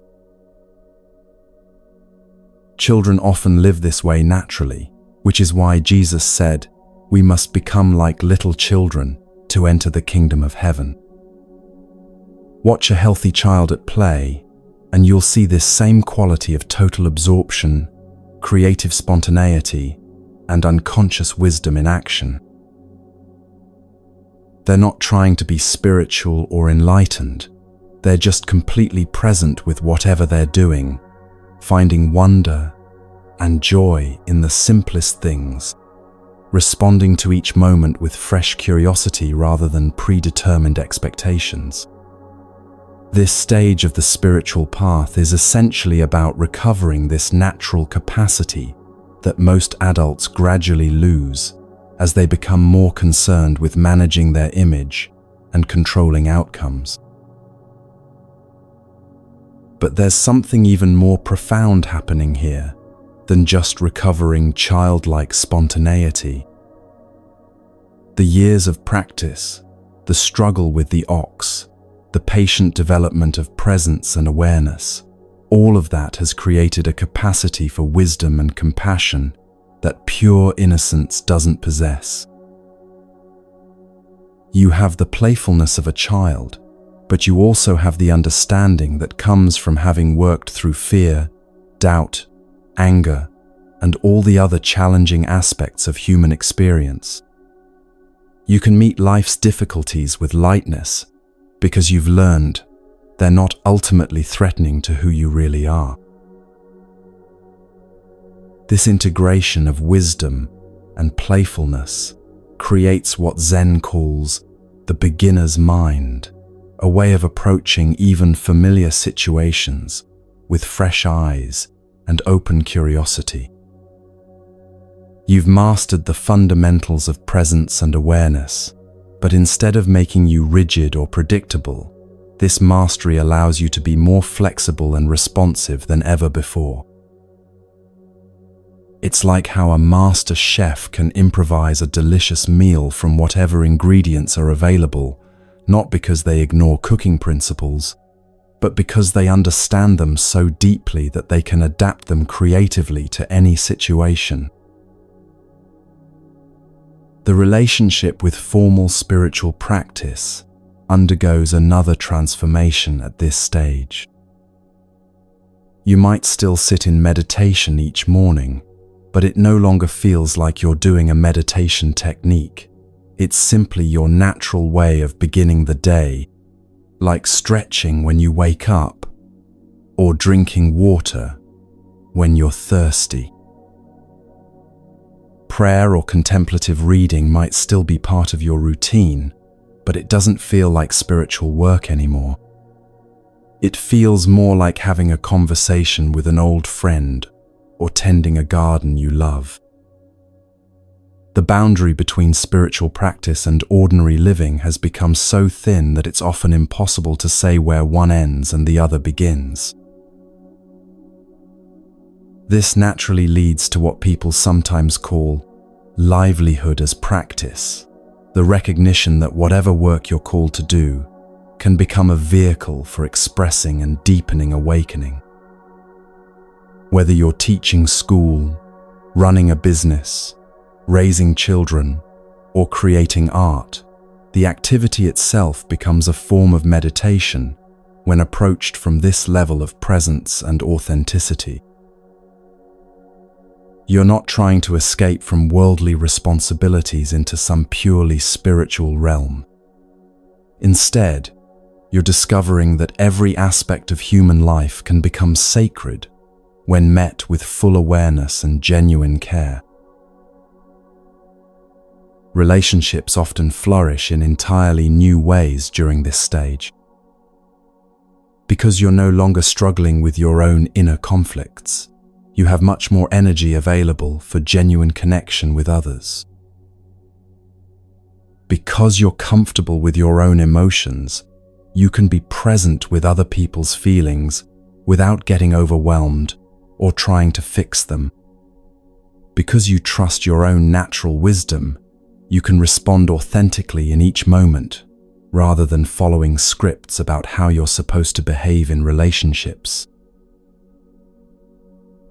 People often comment that something feels different about you, though they might not be able to articulate exactly what has changed.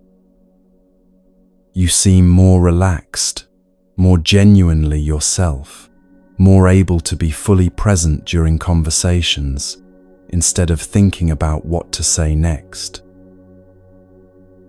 There's a quality of ease and naturalness in your interactions that makes others feel more comfortable being themselves as well.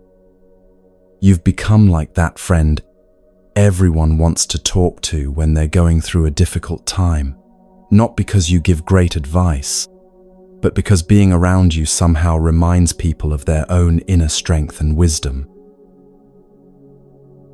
The creative expression mentioned in the original poem isn't limited to artistic pursuits, though many people do find themselves drawn to music, writing, painting, or other forms of creative expression during this stage. The creativity that emerges is more fundamental than any particular medium. It's the natural result of living from authentic presence rather than from habit or conditioning. Every conversation becomes an opportunity for creative response. Every challenge becomes a chance to find new solutions.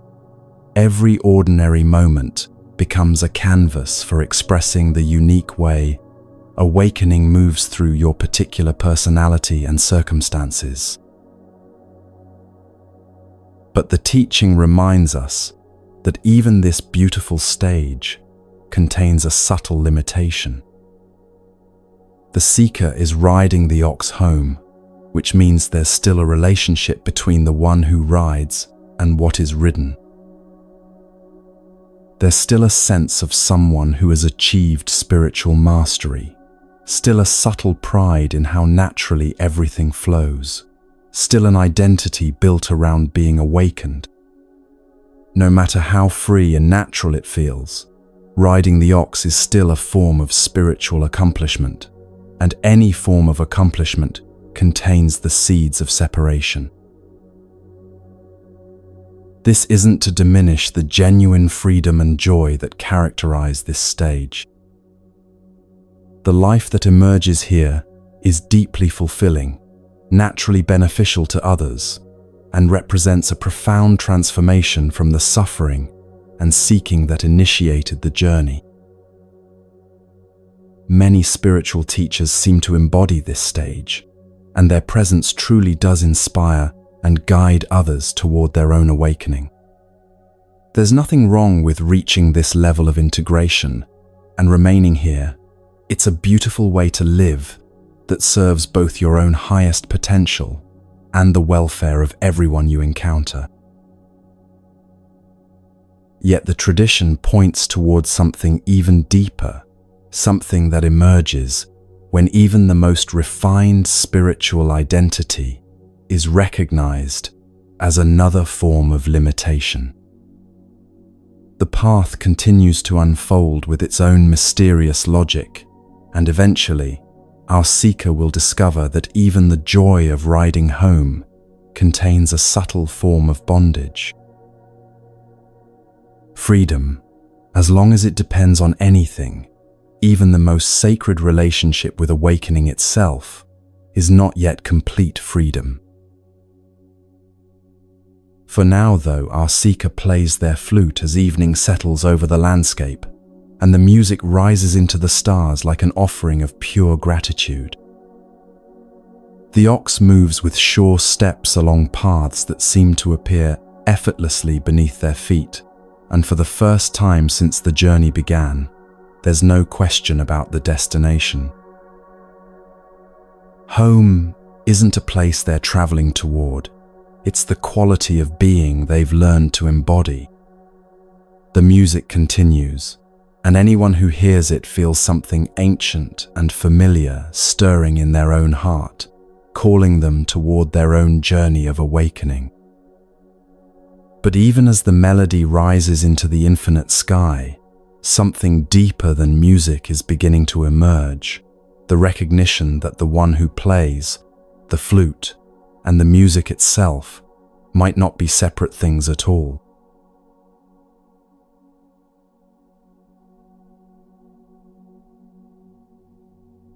The journey that began in confusion and desperation has led our seeker to the most unexpected destination of all.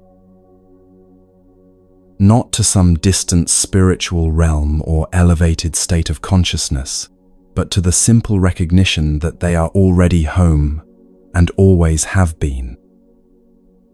The ox, that magnificent creature they spent so long chasing, catching, taming, and riding, stands peacefully beside them in a dawn light that seems to come from everywhere and nowhere at once. For the first time in this entire story, both seeker and ox are completely at rest. The ancient poem captures this moment with profound simplicity. Astride the ox, I reach home. I am serene. The ox too can rest. The dawn has come. But this isn't the end of effort that comes from exhaustion or the peace that follows achievement. This is something much deeper, the recognition that the very idea of needing to get somewhere or become someone has been based on a fundamental misunderstanding. Home was never a destination to reach, because home is what you are. Peace was never a state to attain, because peace is the very ground of your being. If you've ever had one of those moments where you suddenly stop worrying about a problem you've been obsessing over for weeks, not because you solved it, but because you realized it wasn't actually a problem in the first place, you'll recognize something of what this stage reveals. All the spiritual seeking, all the effort to become awakened, all the practices and techniques and teachings, they weren't moving you towards something you didn't have. They were gradually removing the obstacles to recognizing what has been present all along. It's like spending years searching for your glasses while they're sitting on your head, then suddenly remembering to reach up and touch them. The seeker in our story sets down the whip and rope that have been their constant companions throughout this journey. These tools serve their purpose perfectly. They help navigate the relationship with awakening, when awakening still seemed like something separate, something to be managed and maintained. But now even the most skillful spiritual practices begin to feel like unnecessary complications. Not because practice is wrong or useless, but because the one who was practicing and that which was being practiced toward are revealed to be the same seamless reality. This letting go can feel both liberating and terrifying. So much identity has been built around being a spiritual seeker, someone on a path, someone working toward awakening. What happens when you realize there's nowhere to go and nothing to achieve? What happens when even the most profound spiritual experiences are seen as movements within the same awareness that's present when you're washing dishes or stuck in traffic? Who are you when you're no longer trying to become anyone at all? The Buddhist teaching at the heart of this stage is the recognition of what's called non-attachment but not in the way most people understand it. This isn't about becoming emotionally numb or disconnected from life. It's about recognizing that clinging to anything, even the most beautiful spiritual experiences, even enlightenment itself, creates a subtle form of suffering. As long as you're trying to maintain or protect or understand your awakening, there's still someone separate from awakening who needs to do the maintaining, protecting, and understanding. The tradition tells a story that illustrates this perfectly. A student asked the great Zen master Joshu, "When a person comes to you with nothing, what would you say to them?" Joshu replied without hesitation, "I would tell them to cast it away." Even nothing, even the complete absence of seeking, or striving, or spiritual ambition, can become something to hold on to, another subtle form of identity to maintain. True freedom emerges only when even the freedom from seeking is released. This might sound like philosophical wordplay, but it points to something that can be recognized directly in experience. Have you ever noticed that the most peaceful moments of your life often happen when you're not trying to be peaceful? When you're completely absorbed in watching a sunset, or lost in conversation with a dear friend, or fully engaged in some simple task, there's no one there monitoring the experience or trying to make it more spiritual. The very absence of someone trying to have an experience is what allows the natural peace and joy of pure being to shine through. At this stage, all the spiritual concepts that once seemed so important begin to reveal themselves as pointers that have served their purpose.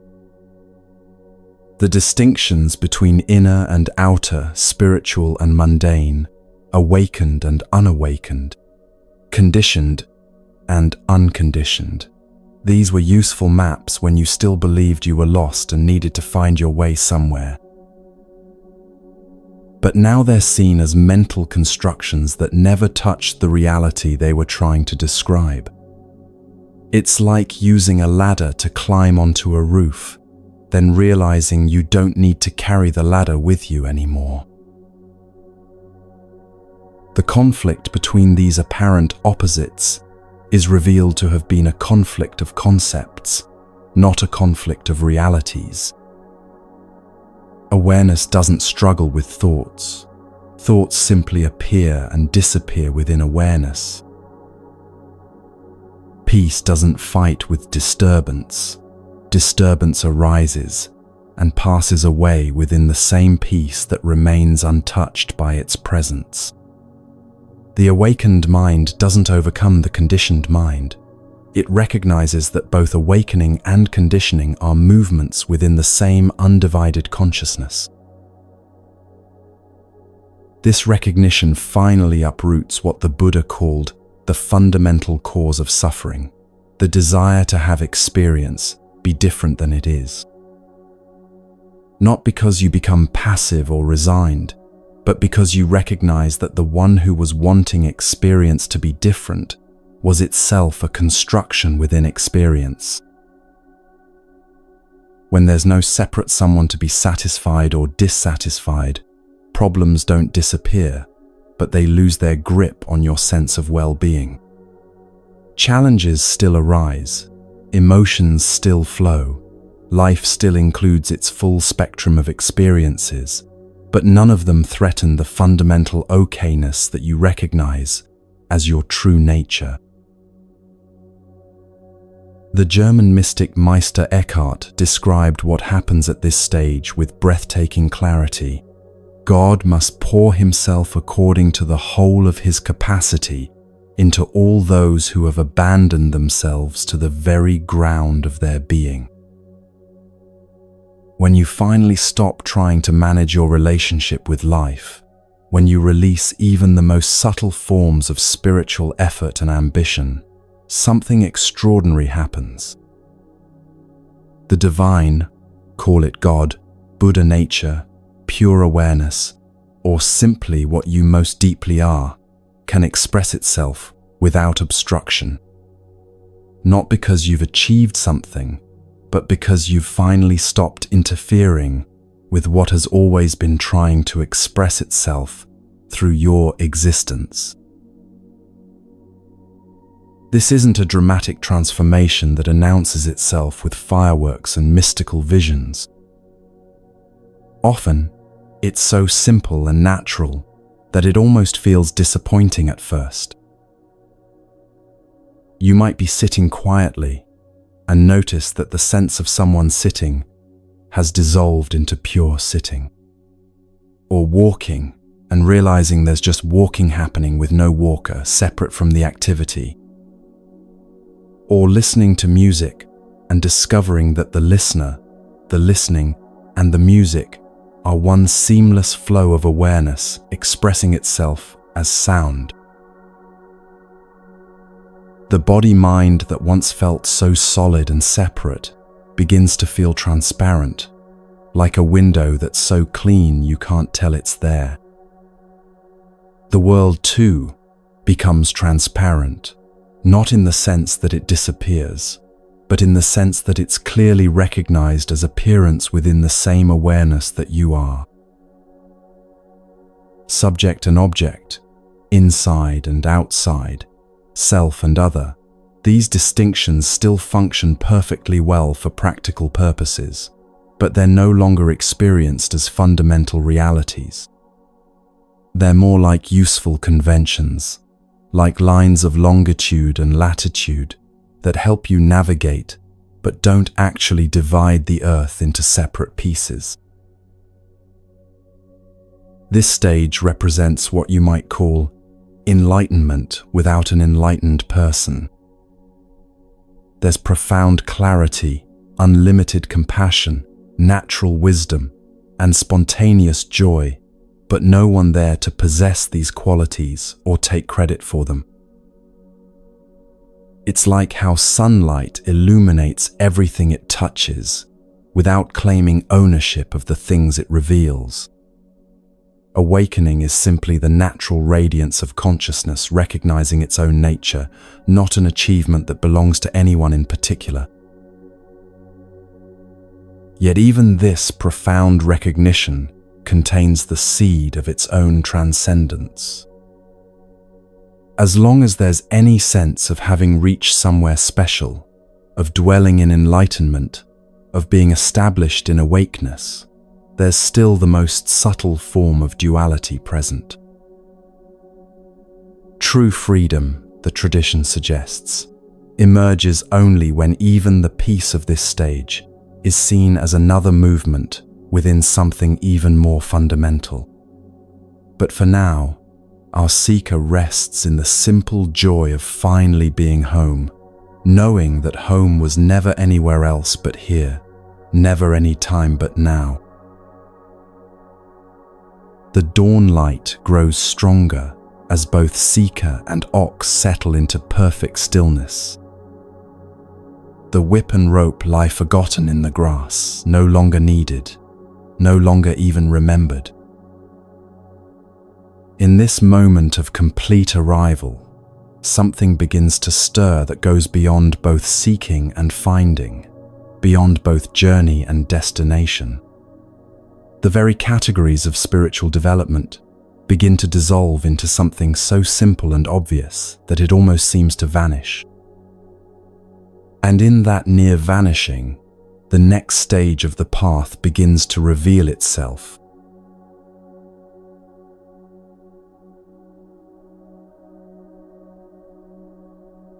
What happens when even the most refined spiritual experiences dissolve into something so vast and simple that language can barely touch it?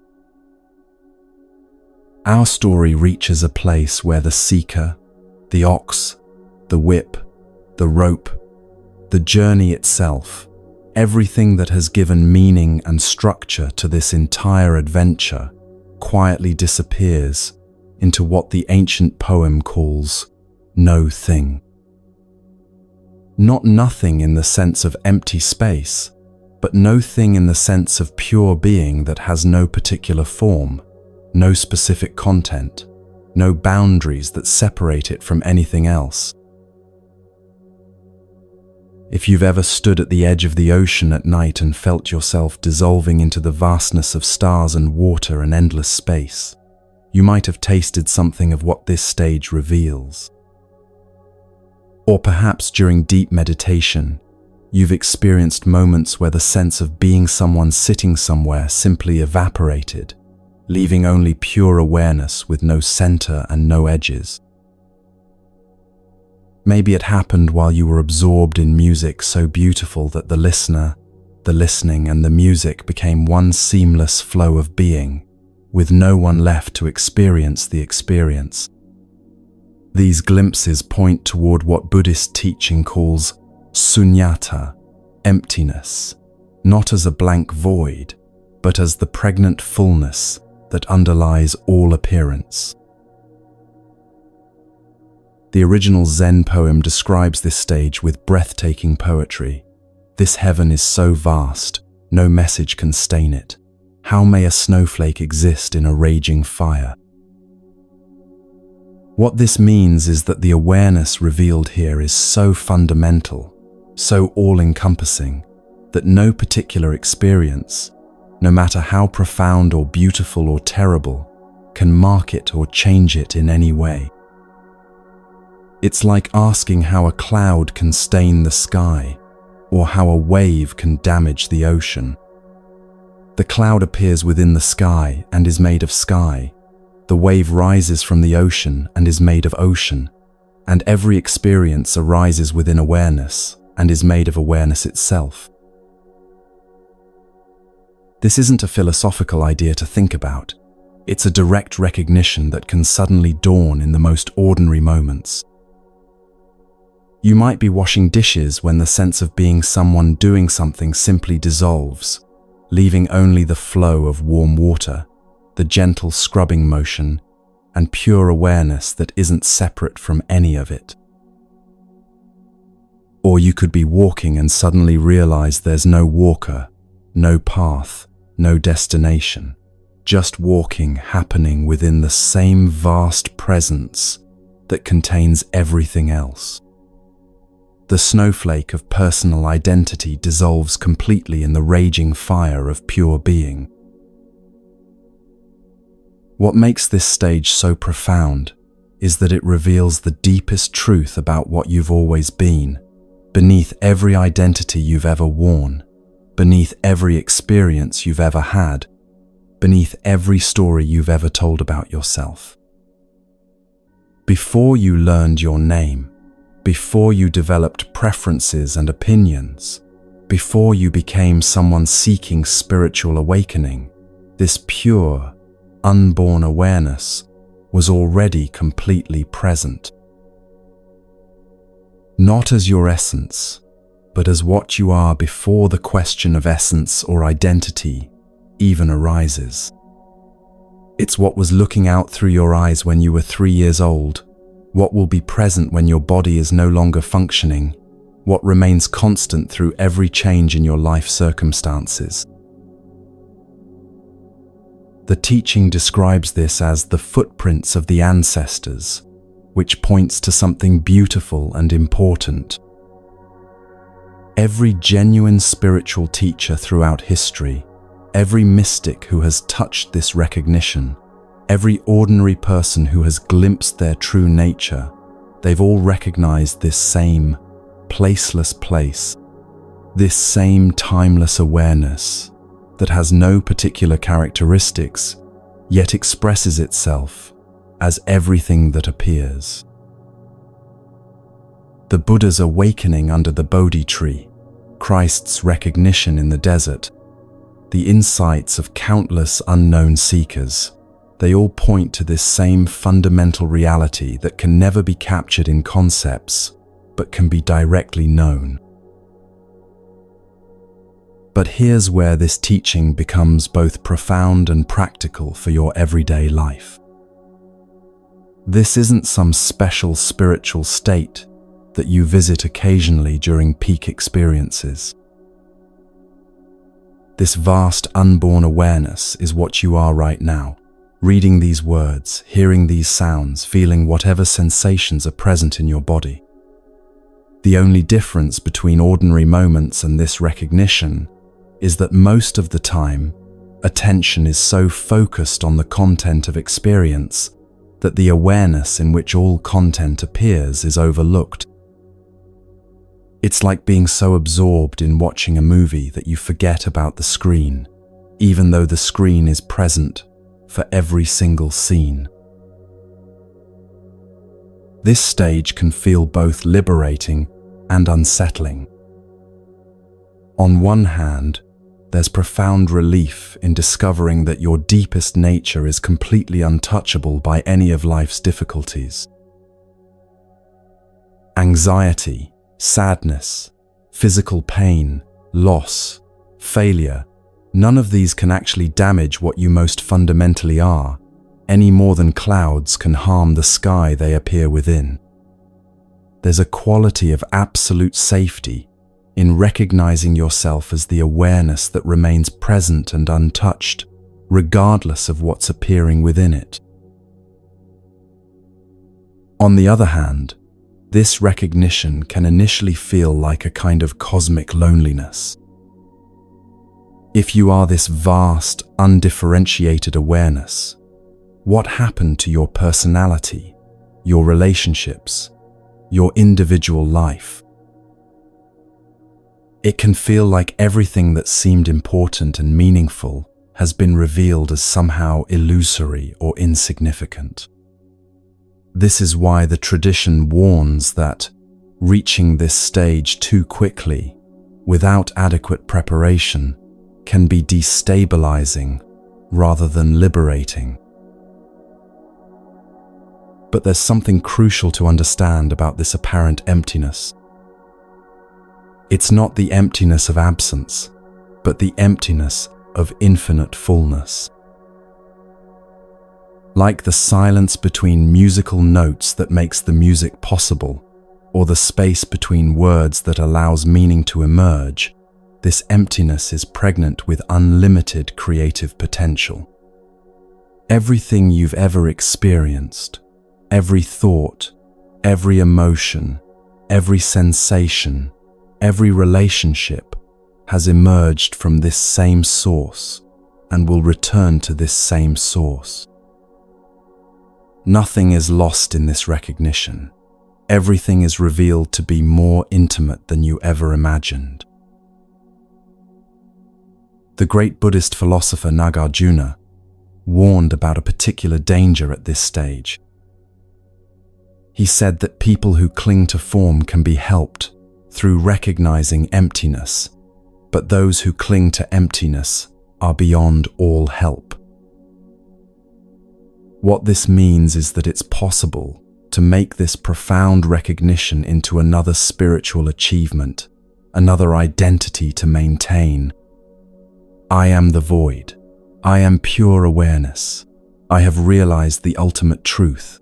These can become the most subtle and persistent forms of spiritual ego. Even more challenging, it's possible to use this recognition as a way to avoid the fullness of human life. If everything is empty, if nothing ultimately matters, if all experiences are equally illusory, why engage with relationships, creativity, service, or any of the rich possibilities of embodied existence? This spiritual bypassing can create a kind of detached emptiness that feels wise, but is actually a form of hiding from the complete embrace of what it means to be human. The tradition is clear that this stage, profound as it is, represents a kind of spiritual halfway house. Early versions of the ox-herding pictures actually ended here, with the recognition of ultimate emptiness as the completion of the path. But the Master Kakuan, in his wisdom, recognized that stopping here misses something essential about the nature of awakening. True freedom doesn't mean escaping from the world of form into formless awareness. True freedom means recognizing that form and emptiness, fullness and void, ordinary life, and ultimate truth are not two different things. This is why the path continues beyond this profound dissolution. The recognition of emptiness is crucial. It reveals the unborn, undying nature of your deepest being and frees you from the fear that anything can ultimately threaten what you really are. But awakening isn't about remaining in this placeless place forever. It's about discovering how this emptiness and the fullness of ordinary life are one seamless reality, expressing itself in countless beautiful ways. As our story reaches this pivotal moment, the seeker, the ox, and the entire journey dissolve into a silence so complete that even silence isn't the right word for it. There's no one left to have achieved anything, no path that was traveled, no destination that was reached. Yet somehow, within this vast no-thingness, something begins to stir, not a return to form, but a recognition that emptiness and fullness were never actually separate. The raging fire that dissolved the snowflake begins to reveal itself as the very source from which new snowflakes endlessly emerge. And in that recognition, the next phase of the journey quietly begins to unfold.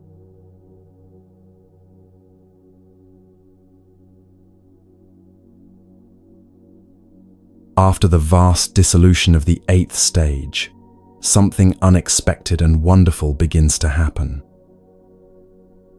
Our story doesn't end in that formless emptiness, suspended forever in the void beyond all experience. Instead, slowly and naturally, like the first light of dawn touching familiar hills, the world begins to reappear. But now everything is different, even though nothing has changed at all. The ancient poem captures this return with words that might initially sound like regret. Too many steps have been taken returning to the root and the source. Better to have been blind and deaf from the beginning. But this isn't the bitter complaint of someone who wasted their time. It's the gentle laughter of recognition, the same kind of laugh you might have when you find your car keys in the first place you looked, after searching the entire house. Of course, you think, they were right here all along. The seeker in our story finds themselves standing once again in the ordinary world, but it's as if they're seeing it for the first time. There's a river flowing nearby, just as there always was, and flowers blooming along its banks in brilliant red, just as they always have. The same sun that was shining when this journey began is still shining now.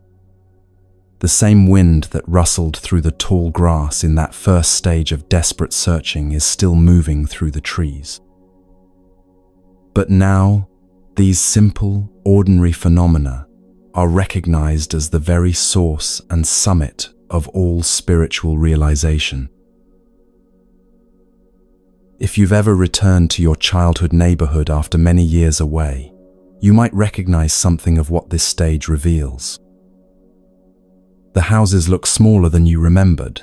The streets seem narrower, but there's also something magical about seeing familiar places with adult eyes. You recognize the same swing set where you played as a child, but now you also see the love and care that went into creating a safe place for children to explore and grow. The ordinary becomes sacred, not because it has changed, but because you have developed the eyes to see the sacredness that was always present. This stage represents one of the most profound teachings in all of Buddhism. Form is emptiness. Emptiness is form. In the previous stage, you discovered the emptiness that underlies all appearances, that vast, unborn awareness in which everything arises and passes away. Now you discover that this emptiness doesn't exist somewhere else, behind or beyond the world of ordinary experience. The flowing river, the red flowers, the sound of birds, the feeling of your breath moving in and out, these aren't separate from ultimate reality. They are ultimate reality, expressing itself in countless beautiful and ordinary ways. This recognition often comes with a quality of profound ordinariness that can initially feel almost disappointing.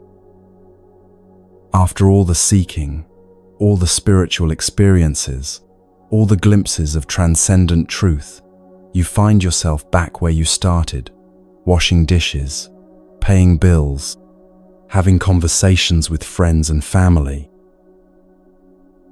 But now these simple activities are suffused with a wonder and completeness that no exotic spiritual experience could provide.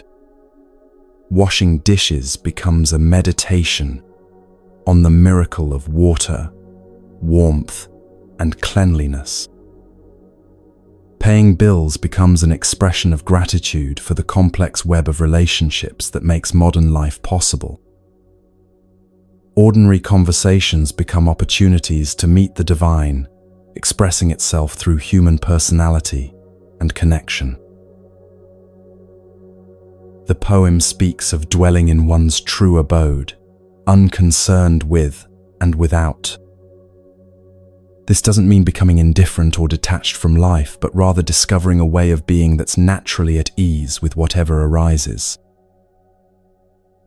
There's no longer the anxious monitoring of experience to see whether it's spiritual enough, peaceful enough, or awakened enough.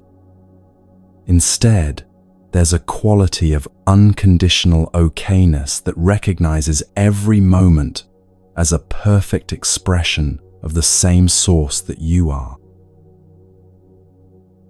This is where you finally understand what all the great spiritual teachers meant when they pointed toward presence, toward here and now, toward the sacred in the ordinary. It wasn't that you needed to achieve some special state or have some extraordinary experience. You needed to stop looking elsewhere for what was always right here. Stop trying to become someone other than who you already are. Stop seeking in the future what is always available in this moment. The source of all peace, all joy, all love, all wisdom, it was never hidden anywhere else but in the simple fact of being aware, right here, right now. The great poet T.S. Eliot captured this perfectly when he wrote, "We shall not cease from exploration, and the end of all our exploring will be to arrive where we started and know the place for the first time." This is exactly what happens at this stage of the journey. You haven't traveled anywhere. You haven't become anyone new. You haven't acquired anything that wasn't already present. But you've learned to see clearly what was always here, always available, always closer than your own breath. This recognition transforms your relationship with what the tradition calls the mystery. Previously, mystery was something you needed to solve, truth was something you needed to discover, and enlightenment was something you needed to achieve. But now you recognize that the mystery isn't a problem to be solved. It's the very nature of existence itself.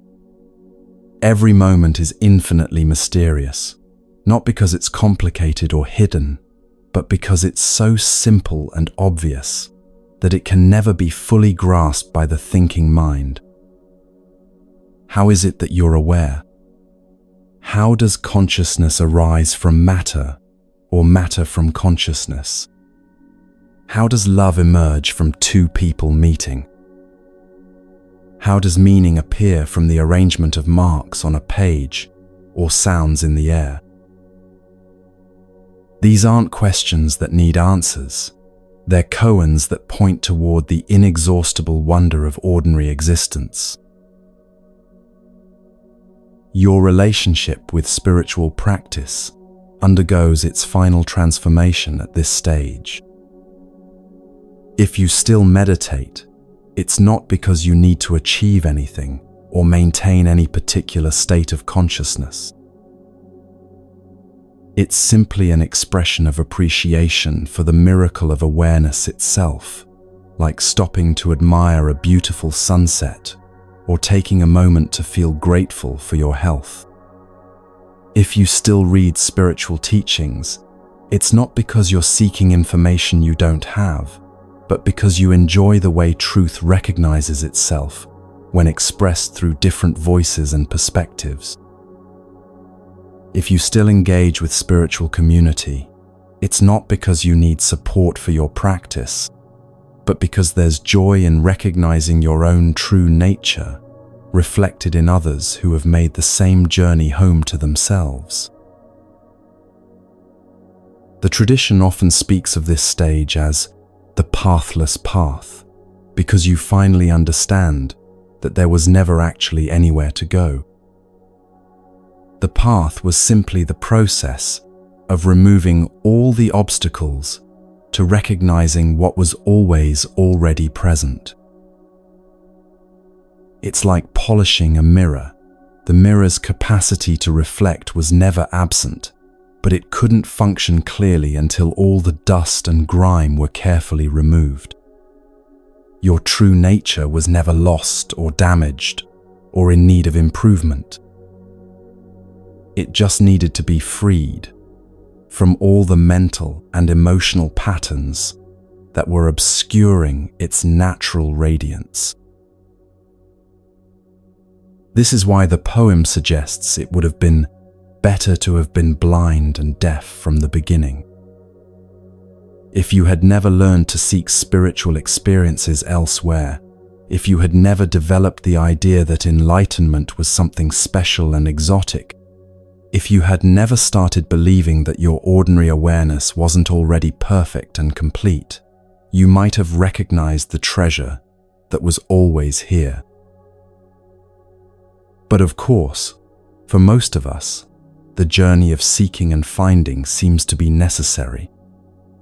We need to exhaust all the places where happiness can't be found before we're willing to look in the one place where it always is. The beauty of this stage is how it reframes your entire life history. Every mistake you ever made, every time you got lost in suffering or confusion, every moment when you felt separate from love or peace, all of it is revealed to have been movements within the same perfect awareness that you are. Your struggles weren't obstacles to awakening. They were awakening exploring what it's like to temporarily forget itself. Your seeking wasn't a sign that something was missing. It was wholeness playing hide and seek with itself. Your entire journey wasn't a detour from truth. It was truth experiencing itself from countless different perspectives.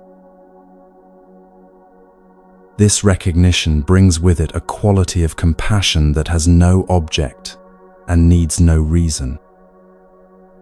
When you see clearly that everyone is already the source they're seeking, when you recognize that every person's struggles are just consciousness exploring different ways of temporarily forgetting its own nature, judgment becomes almost impossible. How can you judge someone for being lost when you know that lostness is just another form of the same awareness that expresses itself as clarity? How can you be impatient with someone's suffering when you recognize that suffering is just love that has temporarily forgotten how to recognize itself? The The quiet wonder that characterizes this stage often expresses itself through an appreciation for simple, natural beauty that might seem almost childlike to others. You might find yourself stopping to watch clouds moving across the sky, not because you're trying to have a spiritual experience, but because the movement of clouds through space is inherently fascinating and beautiful. You might spend long minutes watching water flow over rocks in a stream, not seeking any insight or meaning, but simply enjoying the endless creativity with which existence expresses itself. The most ordinary moments, drinking a cup of tea, listening to rain on the roof, feeling sunlight warm your skin, become occasions for quiet celebration of the mystery that expresses itself as everything you experience. People sometimes ask what the practical value of this recognition is, how it helps with the real challenges of human life. The answer is both simple and profound. When you know yourself to be the source of peace rather than someone who sometimes achieves peaceful states, your relationship with difficulty becomes completely different. Challenges still arise, problems still need to be solved, losses still bring grief, but none of these can threaten your fundamental well-being, because you know your fundamental well-being doesn't depend on circumstances.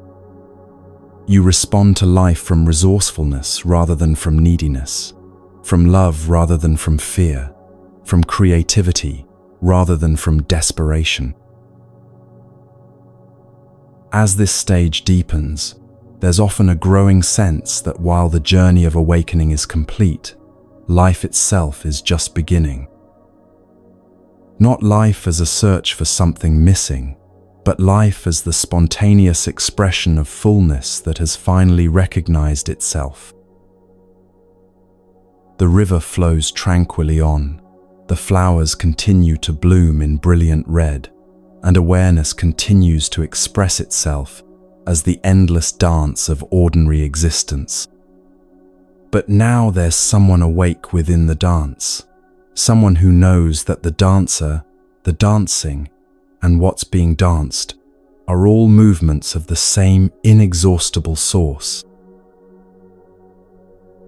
Our seeker stands by the flowing river, no longer seeking anything, no longer trying to become anyone, no longer going anywhere.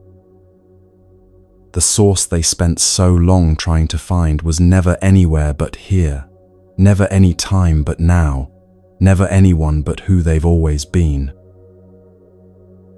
In the gentle sound of water moving over stones, in the bright color of flowers blooming in the sun, in the simple fact of being aware of it all, the entire spiritual journey reveals itself to have been consciousness playing an elaborate game of hide and seek with itself. And now the game is over, not because anything was won or lost, but because it's time for a new kind of play to begin.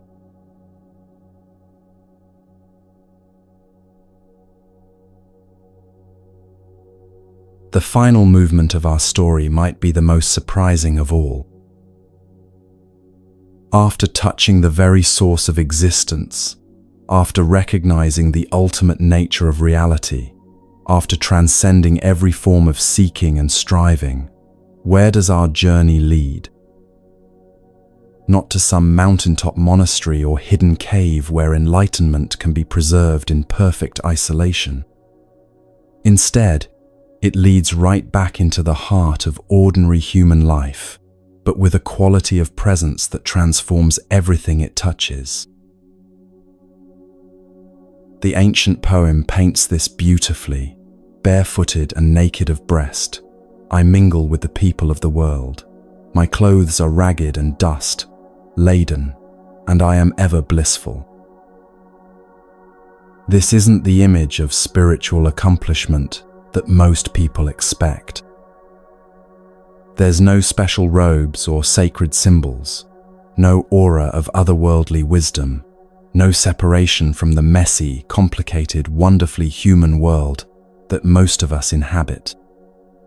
Instead, there's someone who looks completely ordinary on the outside, but carries within them a quality of joy and peace that seems to awaken the same possibilities in everyone they encounter.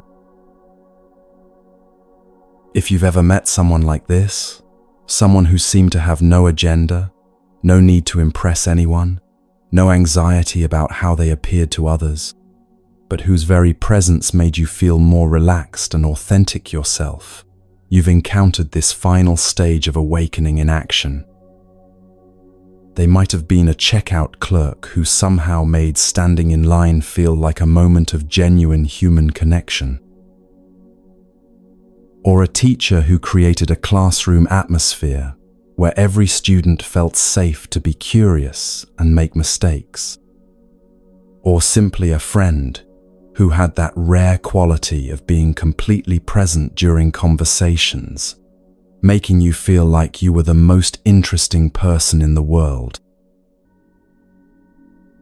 This represents what spiritual traditions call embodied awakening, the integration of ultimate realization with the full embrace of human existence. It's one thing to recognize your true nature during meditation or in moments of spiritual insight. It's quite another to live from that recognition while dealing with traffic jams, difficult relationships, work pressures, health challenges, and all the other realities that make up a human life. This final stage shows us what it looks like when someone has learned to be completely awake while remaining completely human. The description of being barefooted and naked of breast points to a profound simplicity that goes much deeper than just wearing simple clothes. This is someone who has stopped trying to present a particular image to the world, stopped marketing themselves as spiritual or wise or special in any way. They've become so comfortable with who they really are that they no longer need to hide behind roles or personas or achievements. Like a child who hasn't yet learned to be self-conscious, they interact with the world with complete authenticity, without calculating how they're being perceived or what impression they're making. Christ spoke directly to this quality when he told his followers, "Unless you change and become like little children, you will never enter the kingdom of heaven." This isn't about becoming naive or irresponsible, but about recovering the natural openness, curiosity, and unself-conscious authenticity that children embody before they learn to worry about status and image. Watch a healthy child at play, and you'll see someone who is completely absorbed in whatever they're doing, finding wonder in the simplest things, responding to each moment with fresh enthusiasm rather than predetermined expectations. This final stage of spiritual development is essentially about becoming this kind of person again, wise from experience, but simple in heart. The ragged clothes mentioned in the poem don't necessarily mean poverty, though they might. More importantly, they represent someone who has completely let go of using external things to define their worth or communicate their status. Whether they're wearing expensive clothes or thrift store finds, driving a luxury car or riding the bus, living in a mansion or a tiny apartment, their sense of well-being and identity remains completely unaffected by these externals. They've discovered something so fulfilling within themselves that the endless game of acquisition and status that drives most of society has simply lost its appeal. But here's what makes this stage so remarkable. Despite appearing completely ordinary, perhaps even unremarkable, These people have an almost magical effect on everyone around them. The poem says they use no magic to extend life, yet, before me, the dead trees become alive. This points to one of the most beautiful mysteries of human existence, how someone who has found genuine peace and authenticity within themselves naturally awakens those same qualities in others, without trying to do anything at all. You might have experienced this phenomenon yourself. Perhaps you've been around someone who was so genuinely comfortable with themselves that you found yourself relaxing defenses you didn't even know you were carrying. Or you've encountered someone whose natural joy and presence reminded you of possibilities within yourself that you'd forgotten were there. They weren't trying to teach you anything or fix you or improve you. They were simply being themselves. But something about their way of being in the world awakened something dormant in you, like a tuning fork, causing another tuning fork to vibrate at the same frequency. The tradition speaks of this as teaching through being rather than through words. When someone has truly integrated their awakening into everyday life, their very presence becomes a teaching. Not because they're trying to enlighten anyone, but because authenticity and peace are naturally contagious. When you're around someone who has stopped pretending, stopped performing, stopped trying to be anything other than who they are, it gives you permission to do the same. When you encounter someone who has found genuine contentment within themselves, it reminds you that such contentment is possible for you too. The great meditation teacher Chogyam Trungpa described this beautifully. Its action is like the moon reflecting in 100 bowls of water. The moon has no desire to reflect, but that is its nature.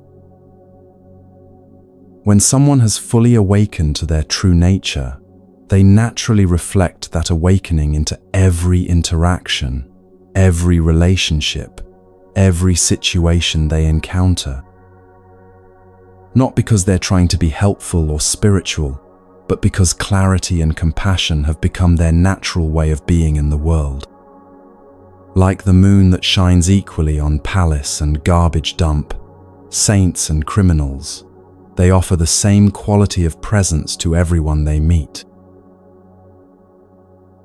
This doesn't mean they become passive or ineffective in addressing the world's problems. In fact, the opposite often happens because they're no longer motivated by ego needs or unconscious reactivity.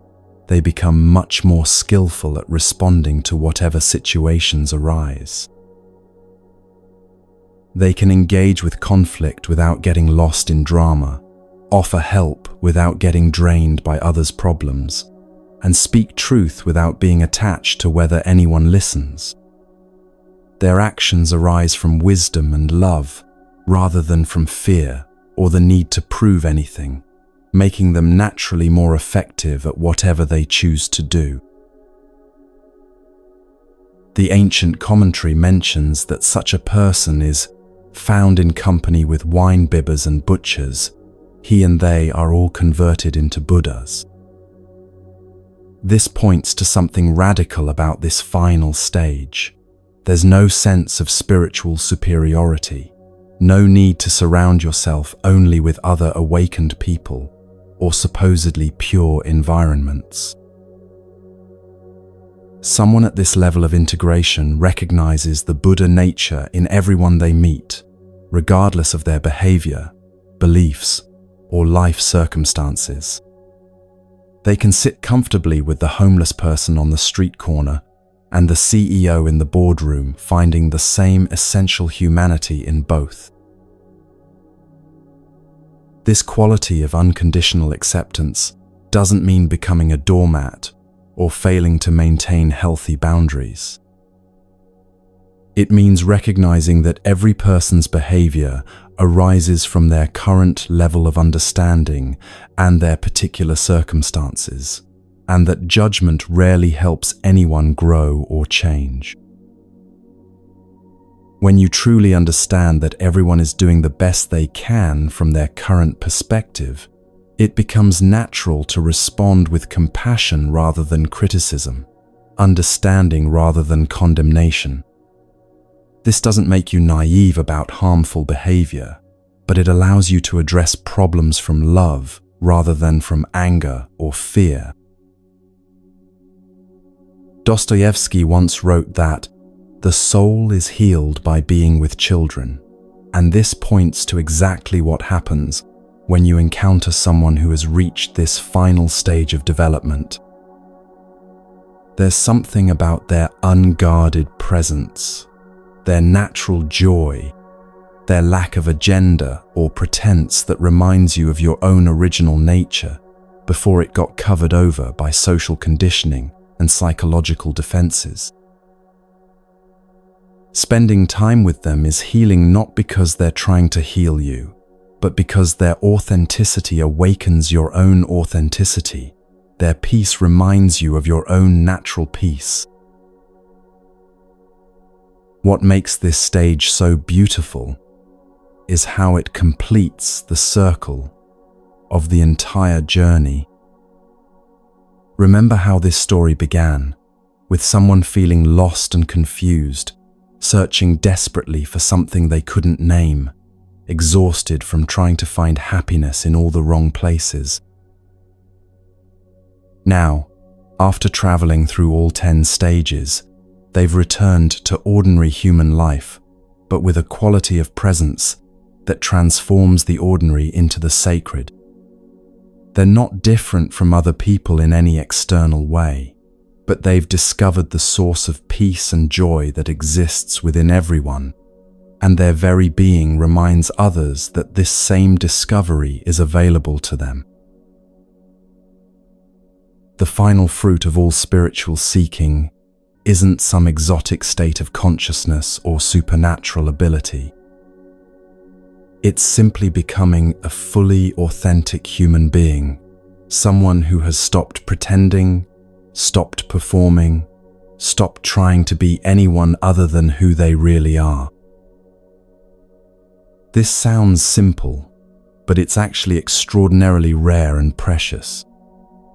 Most people spend their entire lives wearing masks, playing roles, trying to live up to images of who they think they should be.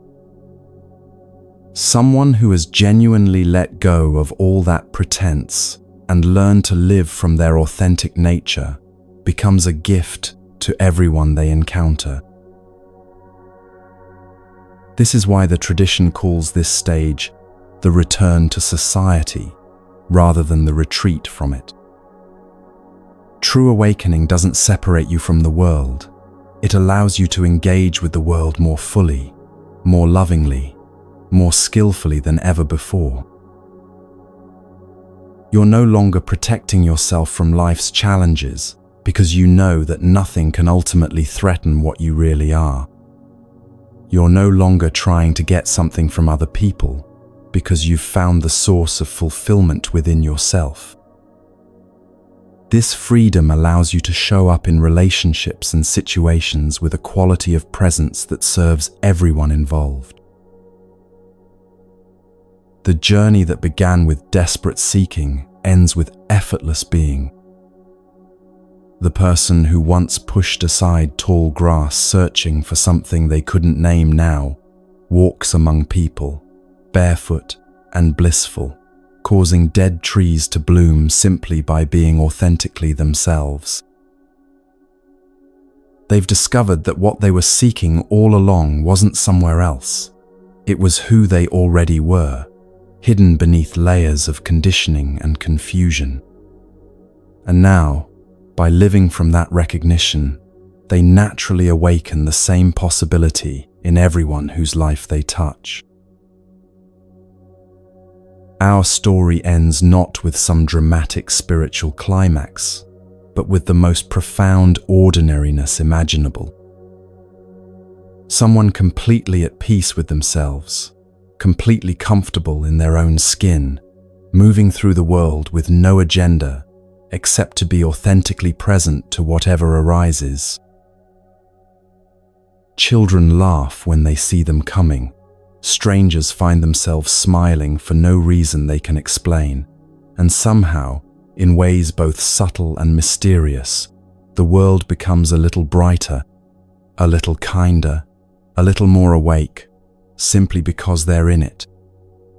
This is the ultimate fruit of the spiritual journey, not escape from humanity, but the full flowering of what it means to be human.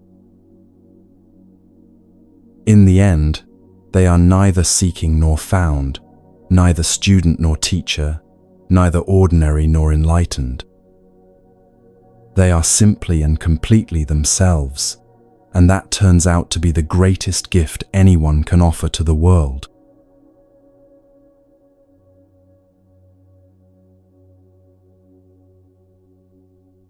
As we reach the end of this ancient journey together, something beautiful has happened in the space between us.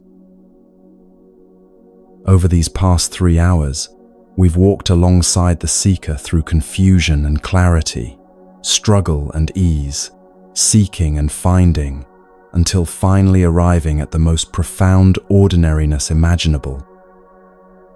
But this isn't just their story. It's the universal map of how consciousness awakens to its own nature, how any human being can discover the peace and wholeness that exists within them. And somewhere in these 10 stages, you've likely recognized your own experience, your own longings, your own moments of recognition and confusion. What we've explored tonight isn't just ancient wisdom preserved in beautiful poetry and imagery. It's a living teaching that speaks directly to the challenges and possibilities of modern life. Whether you came here seeking better sleep, relief from stress and anxiety, or genuine curiosity about the deeper dimensions of human experience, these stages offer something practical and transformative. They show us that the peace we're all seeking isn't dependent on changing our circumstances, achieving our goals, or even solving our problems. It's available right here, right now, as close as your own awareness of these words. Think back to that first stage, where our seeker stood exhausted in the tall grass, feeling completely lost and overwhelmed.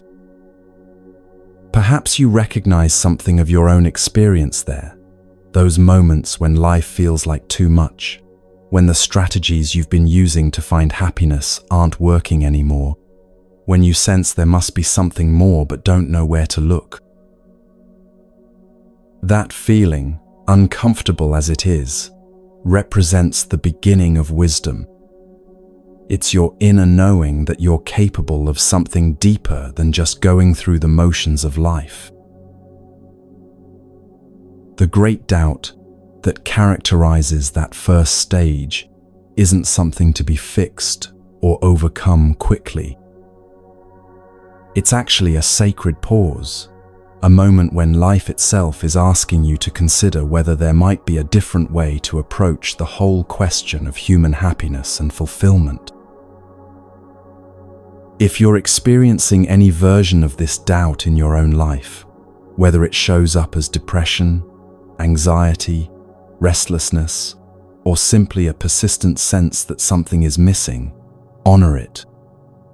Don't try to distract yourself from it or medicate it away too quickly. Let it ask its questions, because those questions are pointing you toward your own journey of awakening.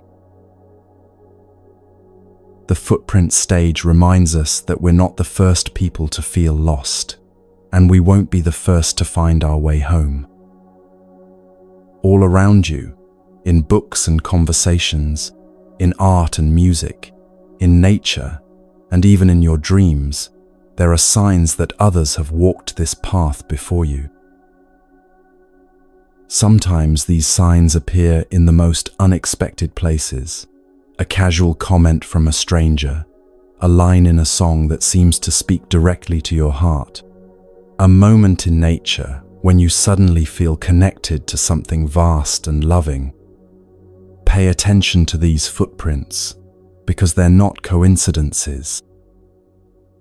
They're the universe's way of letting you know that you're on the right track, that the longing you feel is pointing you towards something real and attainable. When you catch your first clear glimpse of your own peaceful nature, that third stage moment when the ox finally becomes visible, remember that this is just the beginning, not the end, of the journey. Many people make the mistake of thinking that one profound spiritual experience means they've graduated from the need for any further practice or development. But the tradition is clear that seeing is one thing, and learning to live consistently from what you've seen is quite another. Don't be discouraged if that initial clarity seems to fade, or if old patterns of reactivity return. This is completely normal and doesn't mean you've lost anything or failed in any way. The struggle stage that follows can be one of the most challenging aspects of any spiritual path, but it's also where the real transformation happens. This is where you develop what could be called your awakening muscles, the capacity to remain present and aware, even when life gets difficult, even when old emotional patterns are triggered, even when the peaceful clarity you glimpsed seems impossibly distant. Every time you notice you've been lost in mental drama and gently return to presence, you're strengthening this capacity. Every time you catch yourself reacting from old patterns and choose to respond from awareness instead, you're deepening your ability to live from your true nature. Be patient with this process, because it takes time for deep conditioning to unravel. You're not trying to become someone you're not. You're learning to stop being who you never were in the first place. You're not trying to create peace. You're learning to stop disturbing the peace that's already here. You're not trying to manufacture love and wisdom. You're removing the obstacles to the love and wisdom that are your natural condition. This work happens gradually, gently, the way morning light slowly fills a room without forcing the darkness away. As your practice matures and you enter those middle stages where effort becomes effortless and struggle transforms into flow, you might find yourself tempted to think you've reached the end of the path.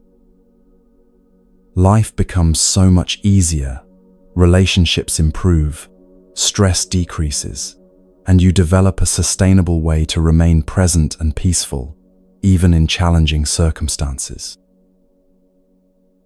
This is genuinely wonderful, and it represents a profound accomplishment that many people never taste.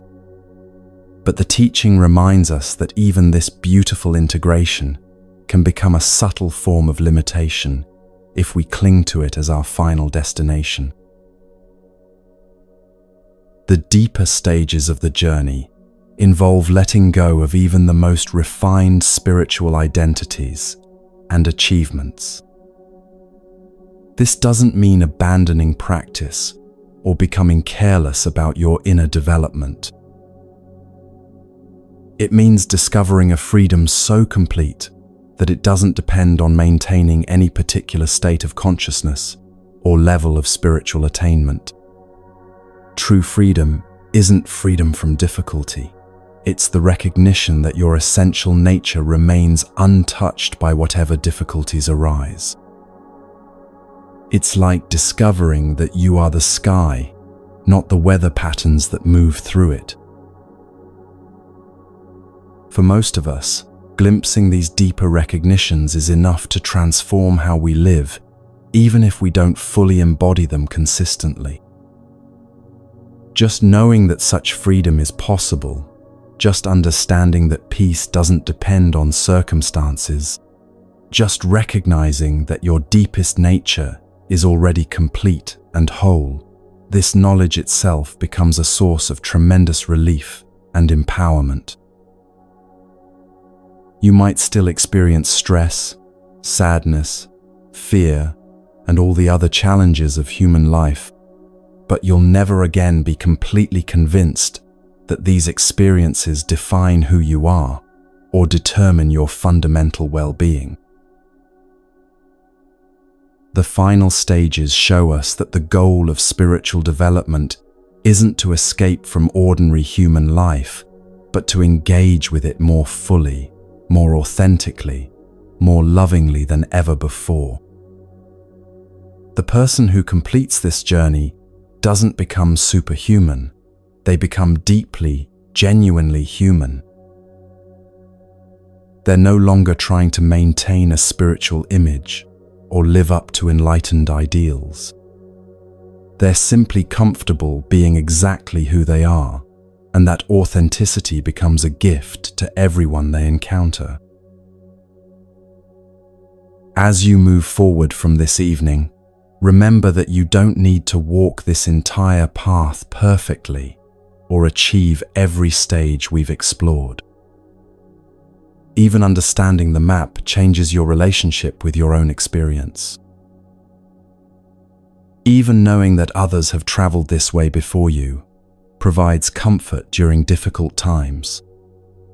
Even glimpsing the possibility that peace might be closer than you thought can begin to transform how you approach the challenges and opportunities of your daily life. Your own journey will likely unfold in ways that don't match this ancient map exactly. You might experience several stages simultaneously, or find yourself moving back and forth between different levels of recognition and confusion. You might have insights that don't fit neatly into any category, or discover aspects of awakening that weren't included in these traditional teachings. This is perfectly natural and doesn't mean you're doing anything wrong. The map is meant to guide and encourage, not to limit or define your experience. What matters most is that you trust your own deepest knowing and remain open to whatever wants to emerge in your life. The same awareness that guided our ancient seeker through their journey is present within you right now, reading these words, hearing these sounds, aware of whatever thoughts and feelings are arising in this moment. That awareness itself is what you've been seeking all along, not as something to attain, but as something to recognize. Not as a future possibility, but as a present reality. Some practical suggestions as you continue your own exploration. Begin each day with a few moments of simple presence, not trying to achieve any particular state, just noticing that you're aware and allowing that awareness to be enough. Throughout the day, practice returning attention to the present moment whenever you notice you've been lost in mental commentary about the past or future. When difficult emotions arise, see if you can make space for them rather than immediately trying to fix or change them. When you encounter other people, experiment with seeing them as fellow travelers on the same journey toward peace and understanding. Remember that this isn't about becoming a perfect person or achieving some permanent state of enlightenment. It's about gradually developing a more intimate relationship with your own natural wisdom and compassion. It's about learning to trust the peace that's always available within you, regardless of what's happening around you. It's about discovering that the love you've been seeking everywhere else is actually the very fabric of your own being. The Buddha once said something that perfectly captures the spirit of this journey. What you seek is seeking you.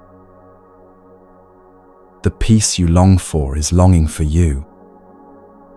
The love you want to experience wants to express itself through your life. The wisdom you hope to discover is already present within your deepest knowing. The freedom you dream of is your natural condition, temporarily obscured but never actually lost. As we close this time together, take a moment to appreciate how far you've already traveled on your own path. The very fact that you're here, listening to these teachings, opening yourself to possibilities beyond the conventional approaches to happiness, this itself is evidence of the awakening that's already stirring within you. You might not feel particularly enlightened or transformed, but something has shifted simply by spending these hours contemplating the deeper dimensions of human existence. That shift, however subtle, is precious and real. Rest now in the knowledge that you are both the seeker and what is sought, both the student and the teacher, both the question and the answer. Your journey continues not because something is missing, but because consciousness delights in exploring its own infinite nature through countless unique expressions like you. Let yourself be exactly where you are, exactly who you are, exactly as aware as you are in this moment. This is enough. You are enough. This moment is enough. Sweet dreams, fellow traveler. The path continues tomorrow, but for now, simply rest in the peace that has been with you all along.